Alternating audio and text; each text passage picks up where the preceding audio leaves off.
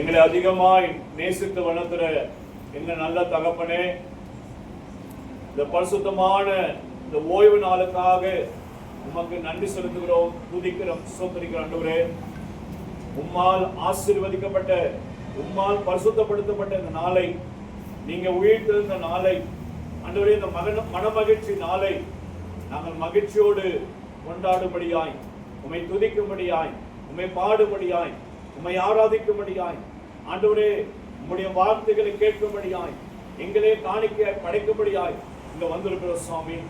இந்த ஆராதனை உங்களுடைய காலத்துல நான் அர்ப்பணிக்கிற சுவாமி. உங்க நாமத்துக்கு மகிமையாய் இருக்கட்டும்.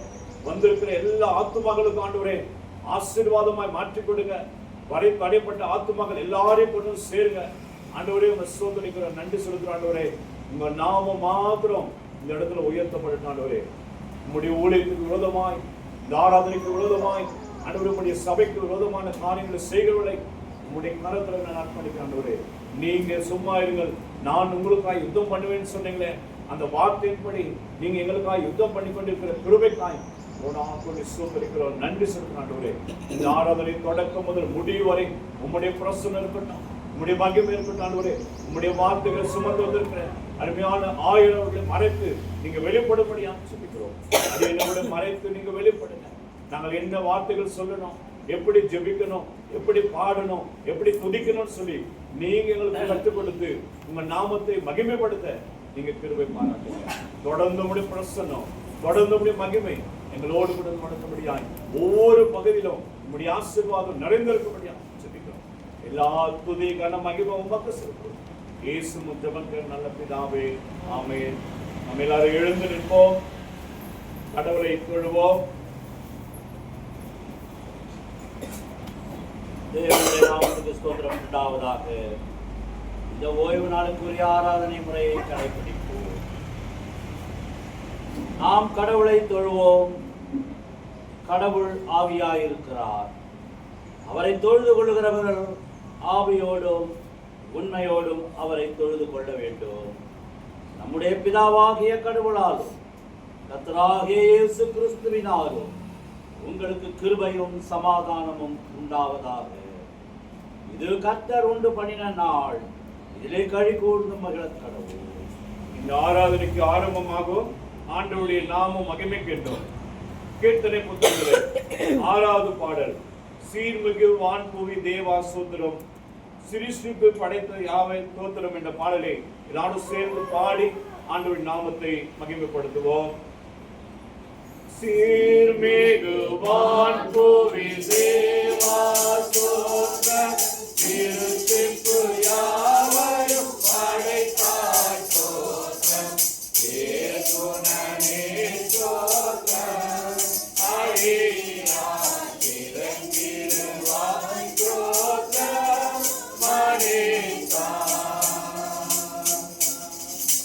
நேர்மிகு அருள் திரு அன்பார் சோத்திரம், நித்தமும் உமக்கடியார்களை சோத்திரம், ஆமனனே சோத்திரம், உணர்வு அன்பினுக்கே சோத்திரம், மனேசன் ஜீவசுகந்தரையாவுக்கு சோத்திரம், தினம் தினம் அருள் நன்மை காலவும் சோத்திரம், ஆவலுடன் சோத்திரம், உணர்வு அன்பினுக்கே சோத்திரம், மனேசன் ஆத்துமநன்மைகள் காலவும் சோத்திரம், அதிசய நடத்துதற்காகவும் சோத்திரம், சாற்றுகிறோம் சோத்திரம், உணர்வு அன்புக்கே சோத்திரம், மனேசன் மாறா பூரண நேசன் சோத்திரம், மகிழோடு ஜெபமொழி மாலையின் சோத்திரம், தாராய் துணை சோத்திரம், இந்த தருணமே கொடு சோத்திரம், மனேசன்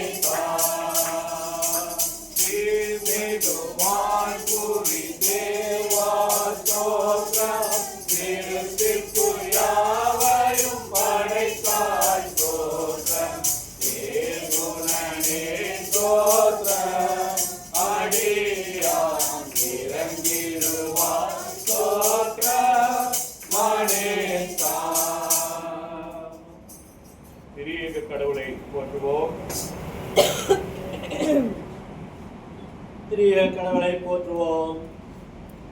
சேனைகளின் கடவுளாகிய கர்த்தரே, நீர் பரிசுத்தர், பரிசுத்தர், பரிசுத்தர். வானமும் பூமியும் உமது மகிமையால் நிறைந்திருக்கின்றன. உன்னதத்திலே ஓசன்னா. கர்த்தரின் நாமத்தினாலே வந்தவரும் வருகிறவரும் சோதரிக்கப்பட்டவர். உன்னதத்திலே ஓசன்னா. கடவுளே நீர் பரிசுத்தர், கடவுளே நீர் பரிசுத்தர், சர்வ வல்லவரே நீர் பரிசுத்தர், சர்வ வல்லவரே நீர் பரிசுத்தர், சாவாமை உடையவரே நீர் பரிசுத்தர், சாவாமை உடையவரே நீர் பரிசுத்தர். ஆண்டவரே, எங்களுக்காக சிலுவையில் அறையுண்ட எங்கள் மீட்பரே, எங்கள் மேல் கிருபையாயிரும். ஆண்டவரே, எங்களுக்காக சிலுவையில் அறையுண்ட எங்கள் மீட்பரே, எங்கள் மேல் கிருபையாயிரும். பரிசுத்த ஆவியாகிய ஆண்டவரே, எங்கள் மேல் கிருபையாயிரும். பரிசுத்த ஆவியாகிய ஆண்டவரே, எங்கள் மேல் கிருபையாயிரும். ஆண்டவரே, எங்கள் ஜெபங்களையும் ஆராதனையும் ஏற்றுக்கொண்டு எங்கள் மேல் கிருபையாயிரும். ஆண்டவரே, எங்கள் மேல் மனதுருகி எங்கள் மேல் கிருபையாயிரும். எங்கள் தந்தையாம் கடவுளே, உமது வல்லமையினாலும் ஞானத்தினாலும் எல்லாவற்றையும் படைத்து உமது குமாரனை எங்கள் இரட்சகராக தரும்படி உலகத்தில் அன்பு கூர்ந்தீரே, உம்மை போற்றுகிறோம். குமாரனாம் கடவுளே, பாவத்தை தவிர்த்து எல்லாவற்றிலும் எங்களைப் போல் மனிதனாகி எங்கள் பாவங்களுக்காக ஒப்புக் கொடுக்கப்பட்டு எங்கள் நீதிக்காக உயிர் தெழும்பியவரே, உம்மை போற்றுகிறோம். பரிசுத்த ஆவியான கடவுளே, எல்லா உண்மைக்குள்ளும் எங்களை வழி நடத்தி கடவுளின் அன்பை எங்கள் நெஞ்சில் பொழிகிறவரே, உம்மை போற்றுகிறோம். பிதா, குமாரன், பரிசுத்த ஆவியாகிய கடவுளே, உமக்கே எக்காலமும் எல்லா புகழும் மகிமையும் உண்டாவதாக. ஆமென். பாவ அறிக்கையை நாம் ஏறெடுப்போம். நமக்கு பாவம் இல்லை என்போமானால் நம்மை நாமே வஞ்சிக்கிறவர்களாவோம். நமக்குள் உண்மை இல்லை. நமது பாவங்களை அறிக்கையிட்டால் பாவங்களை நமக்கு மன்னித்து எவ்வித அநீரும் நீங்க நம்மை சுத்திகரிப்பதற்கு அவர் நம்பத் தகுந்தவரும் நீதியும் உள்ளவர். நான் எழுந்து என் தகப்பனிடத்திற்கு போய், தகப்பனே, மரத்துக்கு விரோதமாகவும் மது பார்வையிலும் பாவம் செய்தேன். இனி உம்முடைய மகன் என்று சொல்லப்படுவதற்கு நான் பாத்திரன் அல்ல. உம்முடைய கூலிக்காரில் ஒருவனாக என்னை வைத்துக் கொள்ளும் என்பேன். கடவுள் ராஜ்யம் சமீபத்திருக்கிறது. மனம் திரும்பி சுவிசேஷத்தில் நம்பிக்கை வையுங்கள். நமது பலவீனங்களுக்காக பரிதவிக்க முடியாத பிரதான ஆசாரியர் நமக்கு இராமல் எல்லா விதத்திலும் நம்மை போல் சோதிக்கப்பட்டோம் பாவம் இல்லாத பிரதான ஆசாரியரே நமக்கு இருக்கிறார். ஆகவே நாம் முழங்கால் படியிட்டு மௌனமாக நம்மை நாமே சோதனை செய்வோம். எல்லாரும் முழங்கால் படியிடுவோம். முடிந்தவர்கள் எல்லாரும் முழங்கால் படியிட்டு ஆண்டவரிடத்திலே நம்முடைய பாவங்களை, குற்றங்களை அவருடைய பாதத்திலே அர்ப்பணிப்போம். கடந்த வாரம் முழுதும் நாம் தெரியாத செய்த பாவங்களை ஆண்டவரிடத்திலே மனத்தாழ்மையாய் ஒரு நிமிடம் எல்லாரும் அறிக்கை செய்வோம். நல்ல தகப்பனே, பசுத்தமான இந்த ஓய்வு நாளிலே உடைய பாட துதிக்க, உடைய வேத வசனங்களை வாசிக்க, உடைய வார்த்தைகளை கேட்டு நாங்கள் வந்திருக்கிறோம். சுவாமி, நீங்க எங்களை பரிசுத்தப்படுத்துங்க. கடந்த வாரம் முழுதும் நாங்கள் தெரிந்து தெரியாத செய்த பாவங்கள் எல்லாவற்றையும் மன்னித்து உடைய கல்வாரி ரத்தத்தினாலே எங்கள் நமது உள்ளங்கால் வரை கழுவி பரிசுத்தப்படுத்துங்க. பரிசுத்த அலங்காரத்தோடைய உங்களை தொழுது கொள்ளும்படியாய் உடைய கல்வாரி ரத்தம் எங்கள் மேல் ஊற்றப்படுவதாக. அதுவே உடைய பரிசுத்த ரத்தத்தினால் எங்களை கழுவி எங்களை பரிசுத்தப்படுத்தி எங்களுடைய இருதயங்களை ஒருமுகப்படுத்துங்க. எங்களுடைய செவிகளை திறந்தல்ல ஆண்டவரே, உடைய வார்த்தைகள் வல்லமுள்ளதாய் நாங்கள் கேட்க எங்களை ஆயத்தப்படுத்த ஆண்டவரே சொல்லிக்கிறோம். நன்றி ஆண்டவரே, நன்றி அப்பா. வந்திருக்கிற ஒவ்வொரு ஆத்து மகளுக்காக ஜெபிக்கிறோம். வரை தடைப்பட்ட ஆத்து மகளை கொண்டு சேருங்க. இன்னும் புதிய புதிய ஆத்து மகளை ஆண்டவரே எங்களுக்கு கூட்டி கொடுத்து நம்ம நாமத்துக்கு மகிமையாய் இந்த ஊழியத்தை நீங்கள் ஆசீர்வதித்து பெருக பண்ண போற கிருபைக்காய் சொல்லிக்கிறேன் ஆண்டவரே. நன்றி ஆண்டவரே, நன்றி ஆண்டவரே, நன்றி ஆண்டவரே. ஆண்டவரே, உடைய கல்வாரி ரத்தம் எங்கள் மேல் ஊற்றப்பட்டு ஒரு பரிசுத்தமுள்ள கூட்டமாய், ஒரு பரிசுத்தமுள்ள ஜாதியாய் எங்களை மாற்றுங்க ஆண்டவரே. ஆண்டவரே சொல்கிற நாங்கள் விடுதலோடுமே ஆராதிக்கும்படியாய் நீங்கள் எங்களுக்கு கொடுத்திருக்கிற நல்ல ஒரு கிருபைக்கான் சொல்லிக்கிறோம். நன்றி ஆண்டவரே. ஆண்டவரே, என்னுடைய பாவங்களை குற்றங்களை தயவாய் மன்னித்து எங்களை பரிசுத்தப்படுத்தி நாங்கள் விடுதலோடுமே ஆராதிக்க கிருபை பாராட்டினார், கிருபை பாராட்டினார். உடைய கல்வாரி ரத்தத்தினால் எங்களை கழுவு ஆண்டவரே. பாவரிக்கை பாடலாக கீர்த்தனை புத்தகத்தில் 167வது பாடல், நம்பி வந்தேன் மேசையா நான் நம்பி வந்தேனே என்ற பாடலை எல்லாரும் முழங்கால் நின்று ஆடி பாவரிக்கை நாம் நேரெடுப்போம். நம்பி வந்தேன் மேசையா நான் நம்பி வந்தேனே, திவ்ய சரணம் சரணம் சரணமையா நான் நம்பி வந்தேனே.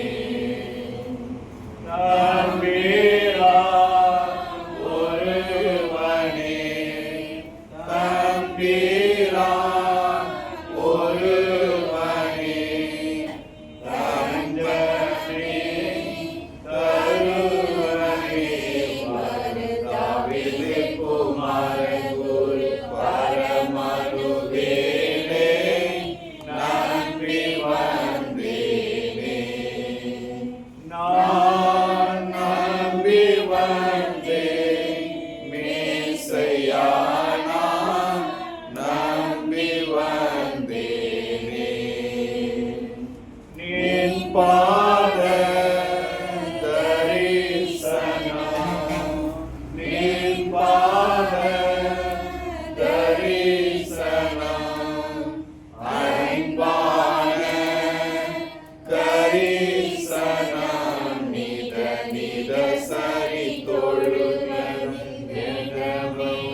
உருவில் நம்பி வந்தேனே. நான் நம்பி வந்தேன் மேசையா நான் நம்பி வந்தேனே. நாதனே கிருபைக்கோ, நாதனே கிருபைக்கோ, வேதனே சிறுமை தீரதி நலமிகு உனதிரு திருவடியாருளே நம்பி வந்தேனே. நான் நம்பி வந்தேன் மேசையா நான் நம்பி வந்தேனே. பாவியில் பாவியே, பாவியில் பாவியே, கோவியில் கோவியே, கனபரிவுடன் அருள் புரி அகல விடாதே நம்பி வந்தேனே. நான் நம்பி வந்தேன் மேசையா நான் நம்பி வந்தேனே. ஆதியோ ரோதனே, ஆதியோ ரோதனே, பாதுகா காலமே உனதடிமைகள் படும் துயர் அவதிகள் மேற்க நம்பி வந்தேனே. நான் நம்பி வந்தேன் மேசையா நான் நம்பி வந்தேனே. திவ்ய சரணம் சரணம் சரணமையா நான் நம்பி வந்தேனே. இரண்டாவது பாவரிக்கை சொல்லும்போது பின்பாக சொல்லுவோம். எங்கள் தந்தையாம் கடவுளே, நினைவினாலும் வார்த்தையினாலும் செய்கையினாலும் உமக்கு விரோதமாய் பாவம் செய்திருக்கிறோம். முழு மனதோடு நாங்கள் உம்மை நேசிக்கவில்லை. எங்களிடத்தில் நாங்கள் அன்பு கூறுவது போல அயலாரிடத்தில் நாங்கள் அன்பு கூறவில்லை. எங்கள் மேல் இரக்கமாயிருக்க உம்மை வேண்டிக் கொள்கிறோம். எங்கள் பாவ அழுக்கை நீக்கி எங்களை சுத்திகரியும். எங்கள் குற்றங்களை விட்டுவிட எங்களுக்கு உதவி புரியும். எங்கள் ஆண்டவர் இயேசு கிறிஸ்து மூலமாய் வேண்டிக் கொள்கிறோம் பிதாவே. ஆமென். சர்வ வல்லமையும் மிகுந்த இரக்கமுள்ள ஆண்டவர் மன்னிப்பையும் பாவ நிவர்த்தியும் நமக்கு கட்டளையிட்டருளி வாழ்க்கையை சீர்படுத்துவதற்கான காலத்தையும் தமது பரிசுத்த ஆவியின் கிருபையையும் தேற்றுதலையும் தந்தருள்வாராக. ஆமென். ஜெபிப்போம். பரிசுத்தமுள்ள எங்கள் நல்ல தேவனே, இந்த ஓய்வு நாளின் கால வேளையிலே ஒரு சிறு கூட்டமாக உமது பிள்ளைகளாக ஒருமனப்பட்டவர்களாக உம்மை துதிக்க பாடி ஆராதிக்க நாங்கள் வந்திருக்கிறோம் சுவாமி. இந்த நாளிலே எங்களுக்கு கொடுக்கப்படுகின்ற வார்த்தை உமது வார்த்தையாக இருக்கட்டும் ஆண்டவரே. இந்த நாளிலே வந்திருக்கிற ஆத்துமாக்கள் வெறுமையாய் வந்து வெறுமையாய் போகாதபடிக்கு அவர்களுடைய விசுவாசத்துக்கு ஏற்ப ஆண்டவரே தங்கள் செவிகளை சாய்த்து உங்களுடைய வார்த்தைகளை கேட்கட்டும் சுவாமி. இந்த நாளிலே ஆண்டவரே வசனங்கள் போதிக்கப்படுவதற்கு பல தடைகள் உருவாக்கலாம் ஆண்டவரே. யுத்த நாளுக்கென்று குதிரைகள் ஆயத்தப்படலாம். ஜெயமோ கர்த்தரால் வரும் என்பதை நாங்கள் விசுவாசிக்கிறோம் சுவாமி. ஆண்டவரே, உங்களுடைய விண்ணப்பங்கள் எங்களுடைய கதறல்கள் எங்களுடைய கூக்குரல் எல்லாம் உங்களுடைய சமூகத்தை எட்டட்டும் ஆண்டவரே. கர்த்தாவே, அந்நியர்கள் கையில் எங்களை உள்ளே நாங்கள் மாட்டிக்கொள்ளாதபடிக்கு எங்களை விடுவித்தருளும் என்று வேண்டுகிறோம். வெட்டப்படாத ஊழியக்காரர்களாக நாங்கள் இருக்க விரும்புகிறோம். எங்களுடைய பிள்ளைகளின் விசுவாசம் பலப்படட்டும் ஆண்டவரே. உங்களுடைய வெளிப்பாடு எங்களில் வரட்டும். இதன் மூலமாக கிறிஸ்து இன்னும் ஜீவிக்கிறார் என்பதை நாங்கள் உணர வேண்டும் ஆண்டவரே. இந்த வேலூர் பட்டணத்திலே அதிக மக்கள் இன்னும் உண்மை அறியாதவர்களாக இருக்கிறார்கள். இவையெல்லாம் சாட்சியாக உங்கள் சமூகத்திலே இதை முற்றிலுமாக தாழ்த்துகிறோம். படிந்த ஆண்டவரே, எங்களுடைய வேண்டுதல்களை நாங்கள் விண்ணப்பிக்கிறோம். கர்த்தாவே, இந்த ஆராதனை முழுவதுமாக உமது பிரசன்னம் எங்கள் மேல் மகிமையாக இருக்கட்டும். உமது மகிமை எங்களை மூடட்டும் ஆண்டவரே. ஆராதனை முழுவதுமாக எங்களோடு கூட இருந்து வழி நடத்தும்படியாக ஆண்டவராக இயேசு கிறிஸ்துவின் மூலமாக இருக்கிறோம் என்று ஜீவனுள்ள உங்களை எழுந்திருப்போம். வேறு பகுதியில வாசிக்க கேட்க போகிறோம். ஏசாயா 1ஆம் அதிகாரம், எபேசியர் 6ஆம் அதிகாரம், சங்கீதம் 9, சுவிசேஷ பாடமாக லூக்கா 13ஆம் அதிகாரம். அதுக்கு முன்பாக எல்லாரும் வேத புத்தகத்தை உயர்த்தி ஆண்டவருடைய பாடலை பாடி ஆண்டவருடைய நாமத்தை மகிமைப்படுத்துவோம். வேத புஸ்தகமே, வேத புஸ்தகமே, வேத புஸ்தகமே, விலை பெற்ற செல்வம் நீயே. வேத புஸ்தகமே, விலை பெற்ற செல்வம் நீயே. என்னை எனக்கு காட்டி என் நிலைமையை மாற்றி, என்னை காட்டி என் நிலைமையை மாற்றி உன்னுலகத்தை காட்டி போகும்படி சொல்வாயே. உன்னுலகத்தை காட்டி போகும்படி சொல்வாயே. வேத புஸ்தகமே வேத புஸ்தகமே வேத புஸ்தகமே விலை பெற்ற செல்வம் நீயே. வேத புஸ்தகமே விலை பெற்ற செல்வம் நீயே. ஏசாயா 1ஆம் அதிகாரம்.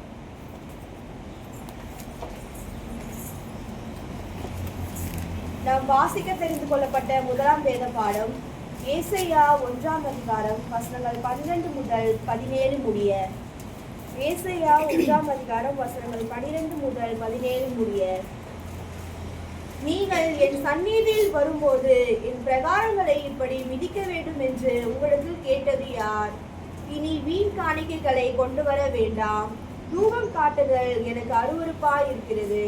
நீங்கள் அக்கிரமத்தோட ஆசரிக்கிற மாத பிறப்பையும் ஓய்வு நாளையும் சபை கூட்டத்தையும் நான் இனி சகிக்க மாட்டேன்.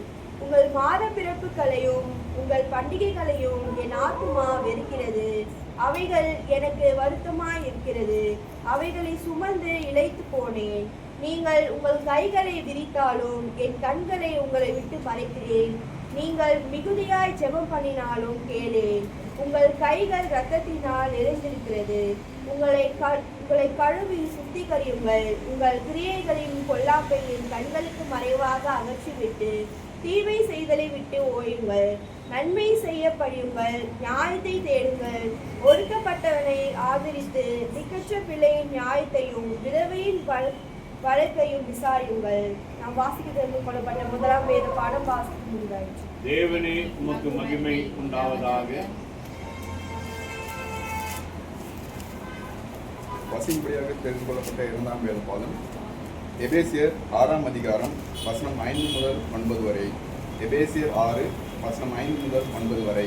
பக்கம் 269.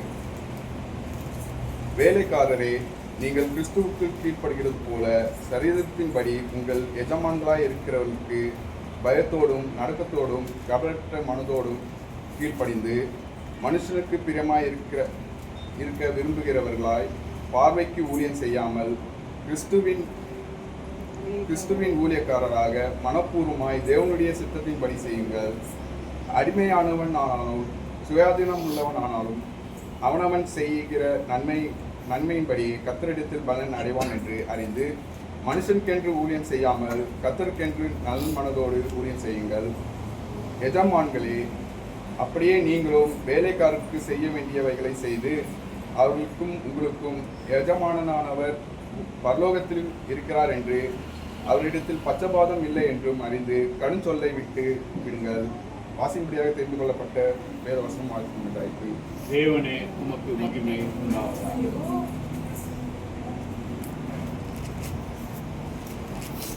மாறி மாறி வாசிக்க தெரிந்து கொள்ளப்பட்ட சங்கீதம் 9. சங்கீதம் 9. கர்த்தாவே, என் முழு இதயத்தோடு உம்மை துதிப்பேன். உம்முடைய அதிசயங்களை எல்லாம் விவரிப்பேன்.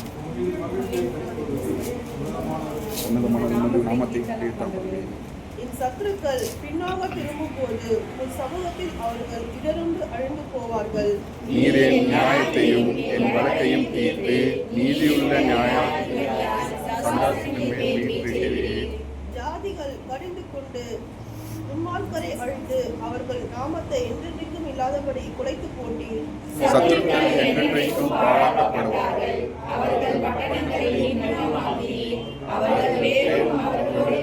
ஒழிந்து போயிற்று. கர்த்தரே என்றென்றைக்கும் இருப்பார். நம்முடைய சிங்காசனத்தில் நியாய தீர்ப்புக்கு ஆயத்தம் பண்ணினார். அவர் நியாயம் தீர்த்து சகல ஜனங்களுக்கு நன்மை. சிறுமைப்பட்டவனுக்கு கர்த்தர் அடைக்கலமானவர். நெருக்கப்படுகிற காலங்களில் அவரே தஞ்சமானவர். கர்த்தாவே, உம்மை தேடுகிறவர்களை நீர் கைவிடுகிறதில்லை. ஆதலால் உமது நாமத்தை அறிந்தவர்கள் உம்மை நம்பியிருப்பார்கள். சீயோனில் வாசமாயிருக்கிற கர்த்தர் கர்த்தரை கீர்த்தனம் பண்ணி அவர் செய்கைகளை ஜனங்களுக்குள்ளே அறிவியுங்கள். இரத்தப் பணிகளை குறித்து அவர் விமர்சனம் செய்யும்போது அவைகளை நீக்குவார். சிறுமைப்பட்டவர்களுடைய கூக்குரலை மாற்றுவார். மரண வாசல்களில் இருந்து என்னை தூக்கி விடுகிற கர்த்தாவே, நான் உம்முடைய துதிகளை எல்லாம் சீயோன் குமாரத்தின் வாசலில் விவரித்து உம்முடைய ரட்சிப்பினால் களிகூர்ந்து தேவன் எனக்கு இறங்கி என்னை பகைக்கிறவர்களால் எனக்கு வரும் துன்பத்தை நீக்கிப்பார். ஜாதிகள் தங்கள் வெட்டின குழியில் தாங்களே விழுவார்கள். அவர்கள் மறைவாய் வைத்த வலையில் அவர்களுடைய காலே அகப்பட்டுக் கொண்டது. கர்த்தர் தாம் செய்த நியாயத்தினால் அறியப்படுகிறார். துன்மார்க்கன் தன் கைகளின் செய்கைகளை சிக்கிக்கொண்டான். துன்மார்க்கரும் தேவனை மறைக்கிற எல்லா ஜாதிகளும் நகரத்திலே தள்ளப்படுவார்கள். காணப்படுவதில்லை. சிறுமைப்பட்டவர்களுடைய நம்பிக்கை ஒருபோதும் கெட்டுப் எழுந்தருளும் கர்த்தாவே, மனுஷன் நலன் கொள்ளாதபடி செய்யும். ஜாதிகள் உம்முடைய சமூகத்தில் நியாயம் தீர்க்கப்பட கடவார்கள். ஜாதிகள் தங்களை மனுஷர்கள் அறியும்படிக்கு அவர்களுக்கு பயம் உண்டாக்கும் கர்த்தாவே. மாறி மாறி வாசிக்க தெரிந்து கொள்ளப்பட்ட சங்கீதம் வாசித்து முடிந்தாயிற்று. பிதாவுக்கும் குமாரனுக்கும் பரிசுத்த ஆவிக்கும் மகிமை உண்டாவதாக. ஆதியிலும் இப்பொழுதும் எப்பொழுதும் சதா காலையில் மகிமை உண்டாவதாக. சுவிசேஷ பாடம். வாசிக்கின்ற வேத பாடம் லூக்கா புஸ்தகம் 13ஆம் அதிகாரம் வசனங்கள் 10 முதல் 17 வசனங்கள் முடிய. லூக்கா 13 வசனங்கள் 10 முதல் 17 வசனங்கள் முடிய. ஒரு ஓய்வு நாளிலே அவர் ஜெபாலயத்திலே போதகம் பண்ணி கொண்டிருந்தார். அப்பொழுது 18 வருஷமாய் பலவீனப்படுத்தும் ஆவியை கொண்ட ஒரு ஸ்திரீ அங்கே இருந்தாள். அவள் எவ்வளவு நிமிரக்கூடாத குனியாய் இருந்தாள். இயேசு அவளை கண்டு தம்மிடத்தில் அழைத்து, ஸ்திரீயே, உன் பலவீனத்தினின்று விடுதலையாக்கப்பட்டாய் என்று சொல்லி அவள் மேல் தமது கைகளை வைத்தார். உடனே அவள் நிமிர்ந்து தேவனை மகிமைப்படுத்தினாள். இயேசு ஓய்வு நாளிலே சொஸ்தமாக்கினபடியால் ஜெபாலய தலைவன் கோபமடைந்து ஜனங்களை நோக்கி, வேலை செய்வதற்கு 6 நாள் உண்டே, அந்த நாட்களில் நீங்கள் வந்து சொஸ்தமாக்கிக் கொள்ளுங்கள், ஓய்வு நாளிலே அப்படி செய்யலாகாது என்றான். கர்த்தர் அவனுக்கு பிரயோத்தனமாக, மாயக்காரனே, உங்களில் எவனும் ஓய்வு நாளில் தன் இறுதியாவது தன் கழுதையாவது தொழுவத்திலிருந்து அவிழ்த்து கொண்டு போய் அதற்கு தண்ணீர் காட்டுகிறதில்லையா? இதோ சாத்தான் 18 வருஷமாய் கட்டியிருந்த ஆபிரகாமின் குமாரத்தியாகிய இவளை ஓய்வு நாளில் இந்த கட்டிலிருந்து அவிழ்த்துவிட வேண்டியதில்லையா என்றார். அவர் அப்படி சொன்னபோது அவரை விரோதித்த அனைவரும் வெட்கப்பட்டார்கள். ஜனங்கள் எல்லாரும் அவரால் செய்யப்பட்ட சகல மகிமையும் செயல்களை குறித்தும் சந்தோஷப்பட்டார்கள். வாசிக்கின்ற வேத பாடம் வாசித்து கொண்டாயிற்று. கிறிஸ்துவே உமக்கு மகிமை உண்டாவதாக. நாம் நின்ற வண்ணமாக ஒரு பாடலை பாடி ஆண்டவருடைய நாமத்தை மகிமைப்படுத்தி ஆண்டவருடைய வசனத்துக்குள்ளாய் நாம் கடந்து போகிறோம். எல்லாரும் சேர்ந்து எழுந்து நின்று ஆண்டவரை பாடி ஆண்டவருடைய நாமத்தை மகிமைப்படுத்த போகிறோம். எங்கெல்லாம் துதி இருக்கிறதோ அங்கெல்லாம் விடுதலை இருக்குது. எங்கெல்லாம் துதி இருக்கிறதோ அங்கெல்லாம் இரும்பு தாழ்பால்கள் முறிக்கப்படும் என்று நாம் வேதத்தில் வாசிக்கிற பிரியமானவரே, ஆண்டவர் துதிக்கு பாத்திரரா இருக்கிறார். எனவே ஒரு நிமிடம் எல்லாரும் ஆண்டவரை கடந்த வாரம் முழுதும் ஆண்டவர் நம்மை கண்மணி போல பாதுகாத்து இந்த நாளிலே இந்த ஆராதனையிலே ஆண்டவரை துதிக்கின்ற ஒரு நேரத்தை நம்ம கூட்டி கொடுத்திருக்கிறார். எனவே ஆண்டவருக்கு நன்றி சொல்லுவோம். ஆண்டவர் நல்ல சுகத்தை கொடுத்திருக்கிறார், நல்ல பலத்தை கொடுத்திருக்கிறார், நல்ல ஆரோக்கியத்தை கொடுத்திருக்கிறார். எனவே ஆண்டவருக்கு நன்றி சொல்லுவோம். ஒரு நிமிடம் எல்லாரும் வாய்களை சுரந்து ஆண்டவரை எங்களுடைய வாழ்க்கையில் செய்த நன்மைக்காக உமக்கு ஸ்தோத்திரம் என்று சொல்லி ஒரு நிமிடம் எல்லாரும் ஆண்டவரை துதிப்போம். சோதரிக்கிறோம் சோதரிக்கிறோம் சோதரிக்கிறோம். நன்றி செலுத்துகிறோம் ஆண்டவரே, நன்றி செலுத்துகிறோம், நன்றி செலுத்துகிறோம், நன்றி செலுத்துகிறோம் ஆண்டவரே. கடந்த வாரம் முழுது ஆண்டவரே எங்களை கண்மணி போல ஆண்டவரே நீங்க பாதுகாத்து கொண்டீங்களே, அது கஷ்டப்படுகிற ஆண்டவரே. என்னுடைய திருச்சபையில் இருக்கிற ஒவ்வொரு குடும்பத்தின் பிள்ளைகளையும் நீங்க பாதுகாத்து கொண்டீங்களே, என்னுடைய போக்கில வளத்துல பாதுகாத்து கொண்டீங்களே. என்னுடைய பிள்ளைகள் படிப்பின் காரியமாய் பள்ளிக்கு போகும்போது வரும்போது ஆண்டவரே, காலேஜுக்கு போகும்போது வரும்போது ஆண்டவரே, பிள்ளைகள் வேலைக்கு போகும்போது வரும்போது ஆண்டவரே நீங்க பாதுகாத்து கொண்டீங்களே, அது கஷ்டப்படுகிறோம். நன்றி ஆண்டவரே, நன்றி ஆண்டவரே. எத்தனையோ பேருக்கு பலவீனத்துல பலனா இருந்து பாதுகாத்து கொண்டீங்களே, எத்தனையோ பேருக்கு பண கஷ்டத்திலிருந்து விடுதலை கொடுத்திருக்கீங்களே, எல்லா தேவைகளை சந்தித்திருக்கீங்களே, ஆண்டவரே. எத்தனையோ பேர் எங்களுக்கு விரோதமான காரியங்கள் செய்தோம், அதிலிருந்து எங்களுக்கு விடுதலை கொடுத்திருக்கீங்களே, எங்களுக்கு ஜெயத்தை கொடுத்திருக்கீங்களே, அது கஷ்டப்படுகிறோம். நன்றி ஆண்டவரே, நன்றி ஆண்டவரே, நன்றி ஆண்டவரே, நன்றி ஆண்டவரே, நன்றி ஆண்டவரே. உம்மை துதிக்கிறோம் துதிக்கிறோம் துதிக்கிறோம் துதிக்கிறோம் துதிக்கிறோம் துதிக்கிறோம். உமக்கு மகிமை மகிமை மகிமை மகிமை மகிமை செலுத்துகிறோம். உம்மை ஆராதிக்கிற ஆண்டவரே, உம்மை ஆராதிக்கிற ஆண்டவரே, உம்மை மகிமை படுத்துகிற ஆண்டவரே. நேற்றும் இன்றும் என்றும் மாறாத தேவனே, அல்வாவும் ஒமேகாவும் ஆதியும் அந்தமுமாய் இருக்கிறவரே, உம்மை ஸ்தோத்திரிக்கிறோம், ஸ்தோத்திரிக்கிறோம், ஸ்தோத்திரிக்கிறோம், ஸ்தோத்திரிக்கிறோம், ஸ்தோத்திரிக்கிறோம். நன்றி செலுத்துகிறோம், நன்றி செலுத்துகிறோம், நன்றி செலுத்துகிறோம், நன்றி செலுத்துகிறோம். ஆண்டவரே, உம்மை ஸ்தோத்திரம். எண்ணி எண்ணி துதி செய்வார், எண்ணில் அடங்காத கிருபைக்கார் என்று தாங்கும் தம்புயமே. இந்த இயேசுவின் நாமமே எண்ணி எண்ணி துதி செய்வார், எண்ணில் அடங்காத கிருபைக்கார் என்று தாங்கும் தம்புயமே. இந்த இயேசுவின் நாமமே எண்ணி எண்ணி துதி செய்வார், உம்மை நோக்கும் எதிரியே கண்ணின் முன்னே படராதே. உன்னை நோக்கும் எதிரியே கண்ணின் முன்னே படராதே. மணி போல் காக்கும் கரங்களில் உன்னை மூடி மறைத்தாரே. மணி போல் காக்கும் கரங்களில் உன்னை மூடி மறைத்தாரே. எண்ணி எண்ணி துதி செய்வார், எண்ணில் அடங்காத கிருபைக்கார் என்று தாங்கும் தம்புயமே. இந்த இயேசுவின் நாமமே எண்ணி எண்ணி துதி செய்வார். யோர்தான் புரண்டு வரும்போது எண்ணற்ற மரங்களோ, யோர்தான் புரண்டு வரும்போது எண்ணற்ற மரங்களோ, எலியாவில் தேவன் எங்கே உந்தன் விசுவாச தோரணையில்.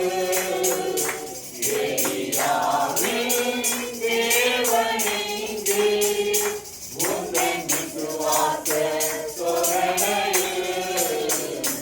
எண்ணி எண்ணி துதி செய்வார், எண்ணில் அடங்காத கிருபைக்கார் என்றும் தாங்கும் தம்புயமே. இந்த இயேசுவின் நாமமே எண்ணி எண்ணி துதி செய்வார்.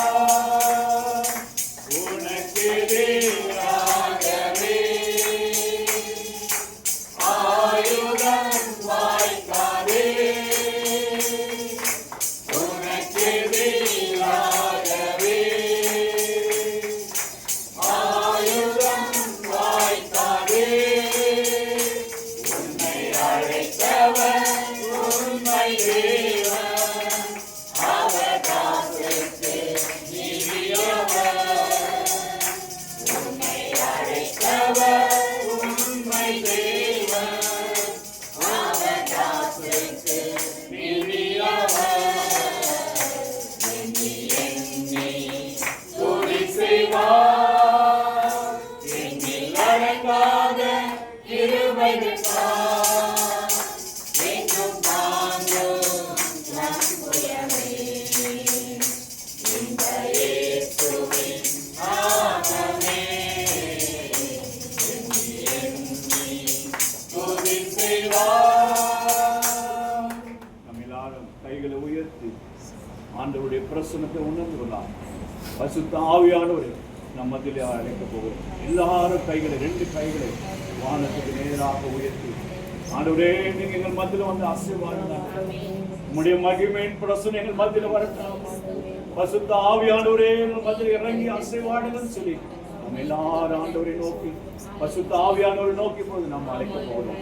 எல்லாரும் இரண்டு கைகளை உயர்த்தி நம் ஆண்டவரை நோக்கி பார்ப்போம். ஆண்டவரை நோக்கி பார்ப்போம்.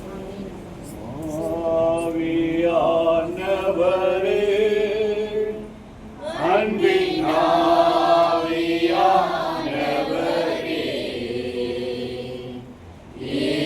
இப்போ வாரும், இறங்கி வாரும் எங்கள் மத்தியிலே.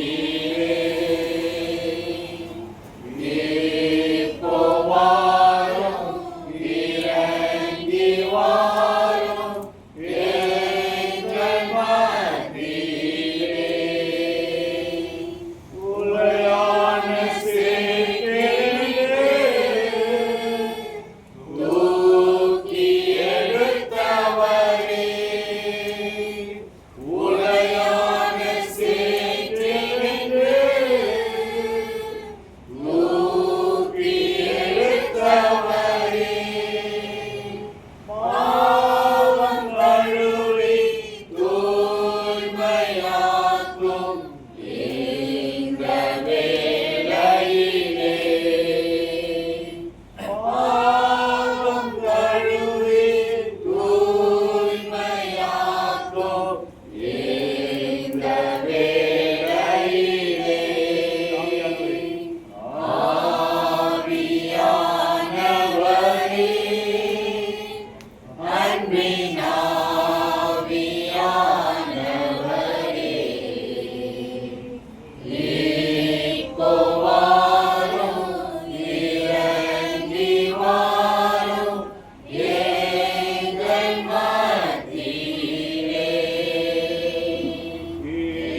இப்போ வாரும், இறங்கி வாரும் எங்கள் மத்தியிலே. எங்களை நேசிக்கிற நல்ல தகப்பனே, அருமையான இந்த பரிசுத்தமான இந்த ஓய்வு நாளுக்காக உமக்கு நன்றி சொல்கிறார்கள். உங்கள் நாமத்தை உயர்த்துகிறான், உங்கள் நாமம் உயர்த்தப்படுவதாக. இயேசுப்பா, இந்த நேரத்தில் உம்மை துதிக்கிறாண்டவரே, உம்மை ஆராதிக்கிறாண்டவரே, உங்கள் நாமத்தை மகிமைப்படுத்துகிறாண்டவரே சொல்கிறோம். நீங்கள் எங்கள் மத்தியில் வந்து ஆண்டவரே ஆசீர்வாடி கொண்டு இருக்க வேண்டாம். பரிசுத்த ஆவியானவர் உங்களுடைய திருச்சபைக்குள்ளே நீங்கள் ஆண்டவரை ஆசீர்வாடி கொண்டு இருக்க உங்களுடைய மகிமையின் பிரசனம் உங்களுடைய ஆலயம் முழுவதுமாய் நிறைவேறுகிற ஆண்டவரே, இந்த துதி நேரத்தில் நாங்கள் உமைக்கு உயர்த்தி உண்மை நாமத்தை மகிமைப்படுத்தும்படியாய் நீங்கள் கொடுத்தது நல்ல நேரத்துக்காக நன்றி சொல்கிறோம். உங்களுடைய வார்த்தைகளை சுமந்து வந்திருக்கிற அருமையான எங்களுடைய ஆயருக்காக ஜெபிக்கிறோம். அவரை பலப்படுத்துங்க, அவருடைய சரீரத்தில் எல்லா பலவீனத்தையும் மாற்றி உங்களுடைய பலத்தினாலே இடை கட்டி உங்களுடைய வார்த்தைகளை வல்லமையாய் எடுத்துரைக்கும்படியாய் உங்களுடைய பலத்தினாலே இடை கட்டும்படியாய் அவரை மறைத்து நீங்க வெளிப்படும்படியாய் அநேகருக்கு ஆசீர்வாதமாய் இருக்கும்படியாய் நீங்க எடுத்து பயன்படுத்தும்படியா ஜெபிக்கிறோம். வந்திருக்கிற ஆத்துமகளுக்காக ஜெபிக்கிறோம், வரை தடைப்பட்ட ஆத்துமகளுக்காக ஜெபிக்கிறோம், வந்து கொண்டிருக்கிற ஆத்துமகளுக்காக ஜெபிக்கிறோம். எல்லா தடைகளையும் இயேசுவின் நாமத்தில் நாங்கள் நிறுவனமாக சுட்டரிக்கிறான். எல்லா தடைகளும் மாறுவதாக இயேசுவின் நாமத்தில் நீங்க அற்புதங்களை செய்து எங்களோடு கூட இருந்து எங்களுக்கு வெற்றியை கொடுக்க போறீங்க. எல்லா துதியை கன மகிமை உமக்கு சொல்லுவோம். இயேசு ஜெபத்திற்கு நல்ல பிதாவே, ஆமென், ஆமென், ஆமென். எல்லாரும் அமரலாம். இந்த நாளிலே ஆண்டவருடைய செய்தியை நம்மோடு பகிர்ந்து கொள்ளும்படியாக வந்திருக்கிற அருமையான ஆயர் அவர்களை திருச்சபையின் சார்பிலே வருக வருக என்று நம்ம வரவேற்று ஆண்டவருடைய வார்த்தையை பகிர்ந்து கொள்ளும்படி அன்போடு எல்லாரும் கலந்து தட்டி அவரை ஆண்டவருடைய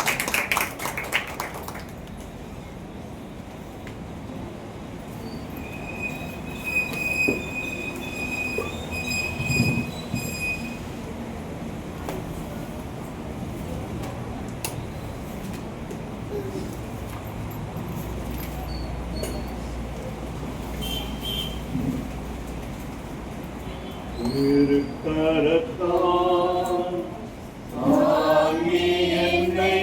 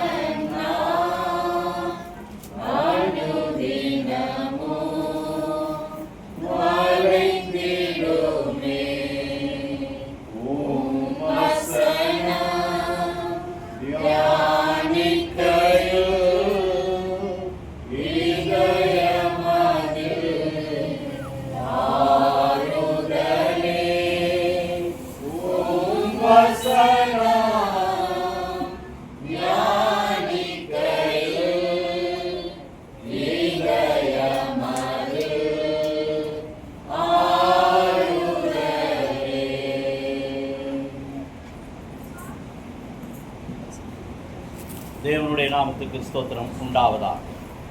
இந்த ஓய்வு நாளின் காலை வேளையிலே நமது ஆண்டவராக இயேசு கிறிஸ்துவனுடைய இனிய நாமத்தினாலே உங்கள் அனைவருமாக நான் வாழ்த்துகிறேன். ஒவ்வொரு வாரமும் ஒரு புதிய தலைப்புகளோடு நாம் ஆண்டவருடைய வார்த்தையை நாம் கேட்டுக்கொண்டிருக்கிறோம். இந்த தபசு நாட்களிலே நமக்கு தெரிய வேண்டிய காரியங்களை ஆண்டவர் வெளிப்படுத்தி கொண்டிருக்கிறார்.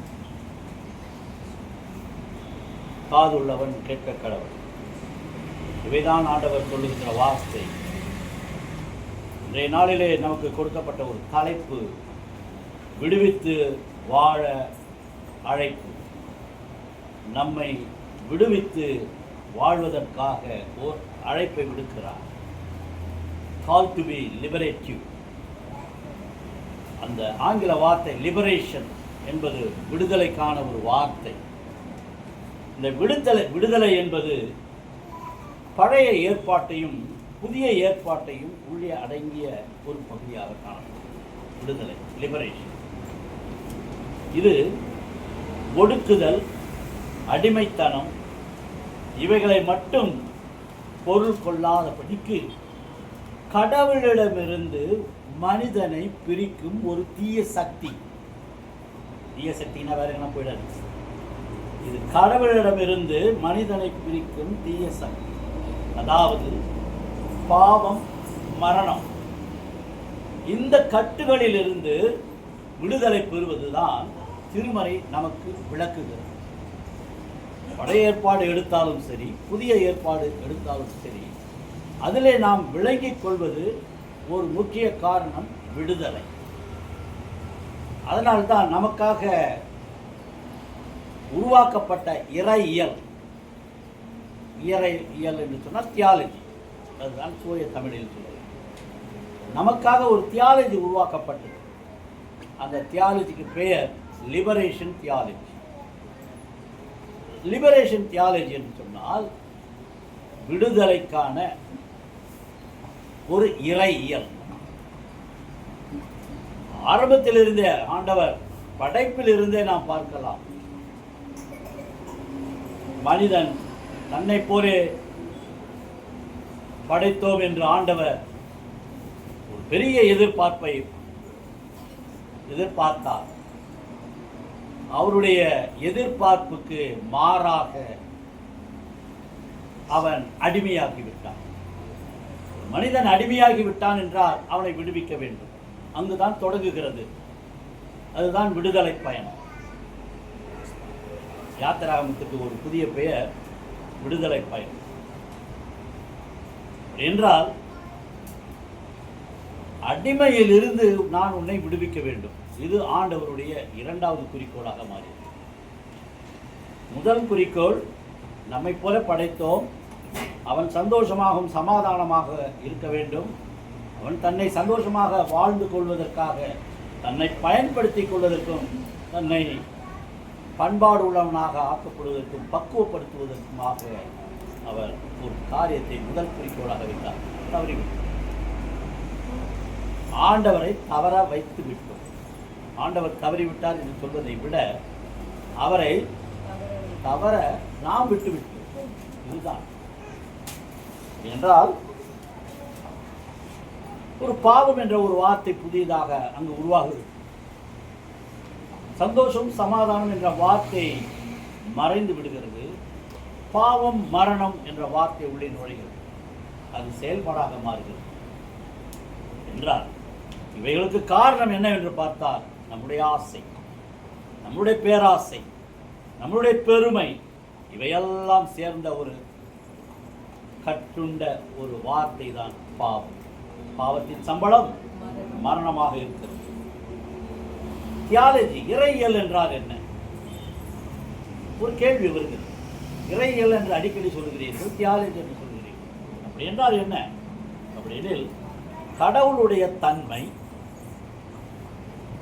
அவருடைய எதிர்பார்ப்பு, அவருடைய செயல்பாடுகள், இவற்றையெல்லாம் புரிந்து கொள்வதற்காக ஏற்படுத்துகின்ற ஒரு பொருள் பதிந்த ஒரு சொல்தான் தியாலஜி, இறையியல் என்று சொல்வோம்.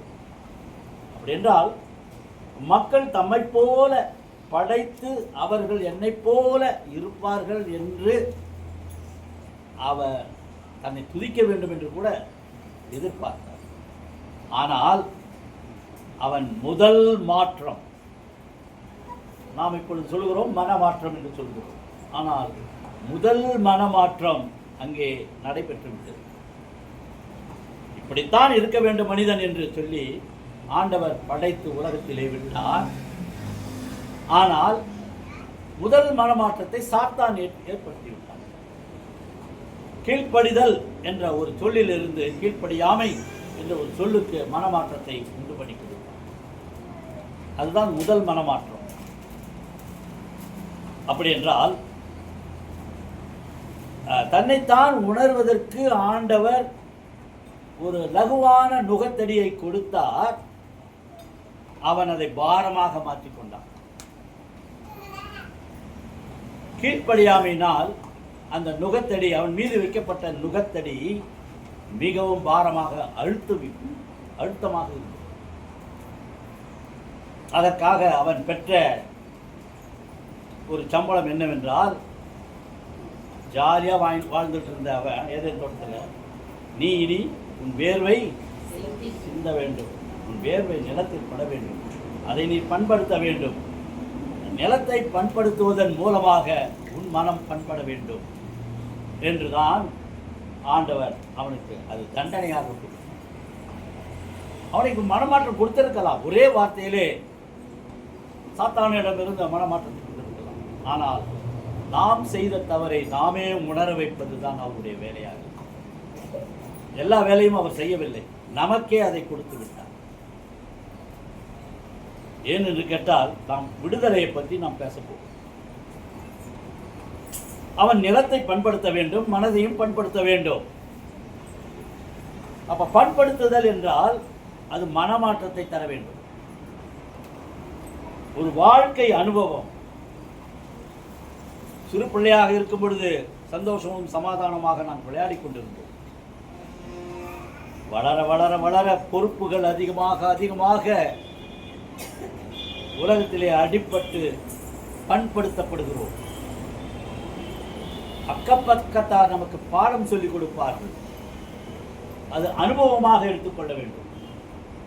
இந்த பாதையை நீ கடக்காமல் இருக்கிறாய், ஊழியத்தின் பாதையிலே நீ லகுவாக போகலாம் என்று நினைக்கிறாயோ? அப்படி அல்ல. என்னுடைய பாதை அகலமான விசாலமான பாதை அல்ல, நேரான பாதை, குறுகலான பாதை. இதில் நீ வர வேண்டும். மோட்ச பயணம் என்ற ஒரு புத்தகம் இருக்கிறது, பைபிளுக்கு அடுத்த புத்தகம், எல்லோரும் படிக்க வேண்டிய புத்தகம். ரட்சணை யாத்திரை என்று சொல்லுவார். அதிலே ஒருவன் போக வேண்டும், பரலோகம் போக வேண்டும் என்றால் பல தடைகளை ஒரு கேரக்டராக வைத்து இதை பேசுவார். புத்தகத்தை தயவு செய்து அந்த புத்தகத்தை, மோட்ச பிரயாணம், ரட்சணை யாத்திரை, அதை படி. நன்றாக ஒரு ஒரு நாவல் போல இருக்கும், படித்துக்கொண்டே இருக்கலாம். அதிலே அவன் போகும்போது வர தடைகளுக்கு ஒவ்வொரு பெயர் இருக்கும். அதுதான் நாம் ஊழியத்தில் போகும்போது லகுவாக, ஆகா நாம் ஆராதனை தொழுகிறோம், ஆண்டவரை தொழுகிறோம், சந்தோஷமாக இருப்போம். இல்லை, அடிமைத்தனத்தில் இருப்பவர்கள் விடுதலை அடைந்தவர்களை பார்த்து பொறாமைப்படுவார்கள். விடுதலைக்கும் அடிமைத்தனத்திற்கும் பெரிய வித்தியாசம். வெளிச்சத்திற்கும் இருளுக்கும் சம்பந்தம் இல்லை. புரிந்து கொள்ள வேண்டும். வந்துவிட்டதே என்று ஏமாற வேண்டாம், அது ஏமாற்றுவது. எப்பொழுது விழுங்கலாமோ என்று கர்ஜிக்கிற சிங்கத்தை போலத்தான் இருப்பான். அது சிங்கம் அல்ல, சிங்கத்தை போல இருப்பான். நன்றாக புரிந்து கொள்ள வேண்டும். விசுவாசம் பலப்படுத்த வேண்டும். இவையெல்லாம் அற்பம். ஒரு காற்று அதன் மீது வீசிய போது அது இல்லாமல் போகும். இவையும் கடந்து போவோம் என்று வார்த்தை சொல்கிறது. அந்த அடிமைத்தனம் என்பது ஒரு வார்த்தையிலே நாம் சொல்லிவிட முடியும். எவற்றிலெல்லாம் நீ அடிமையாக இருக்கிறாய் என்று உன்னை நீ பரிசோதனை பண்ணிக்கொள்ள வேண்டும்.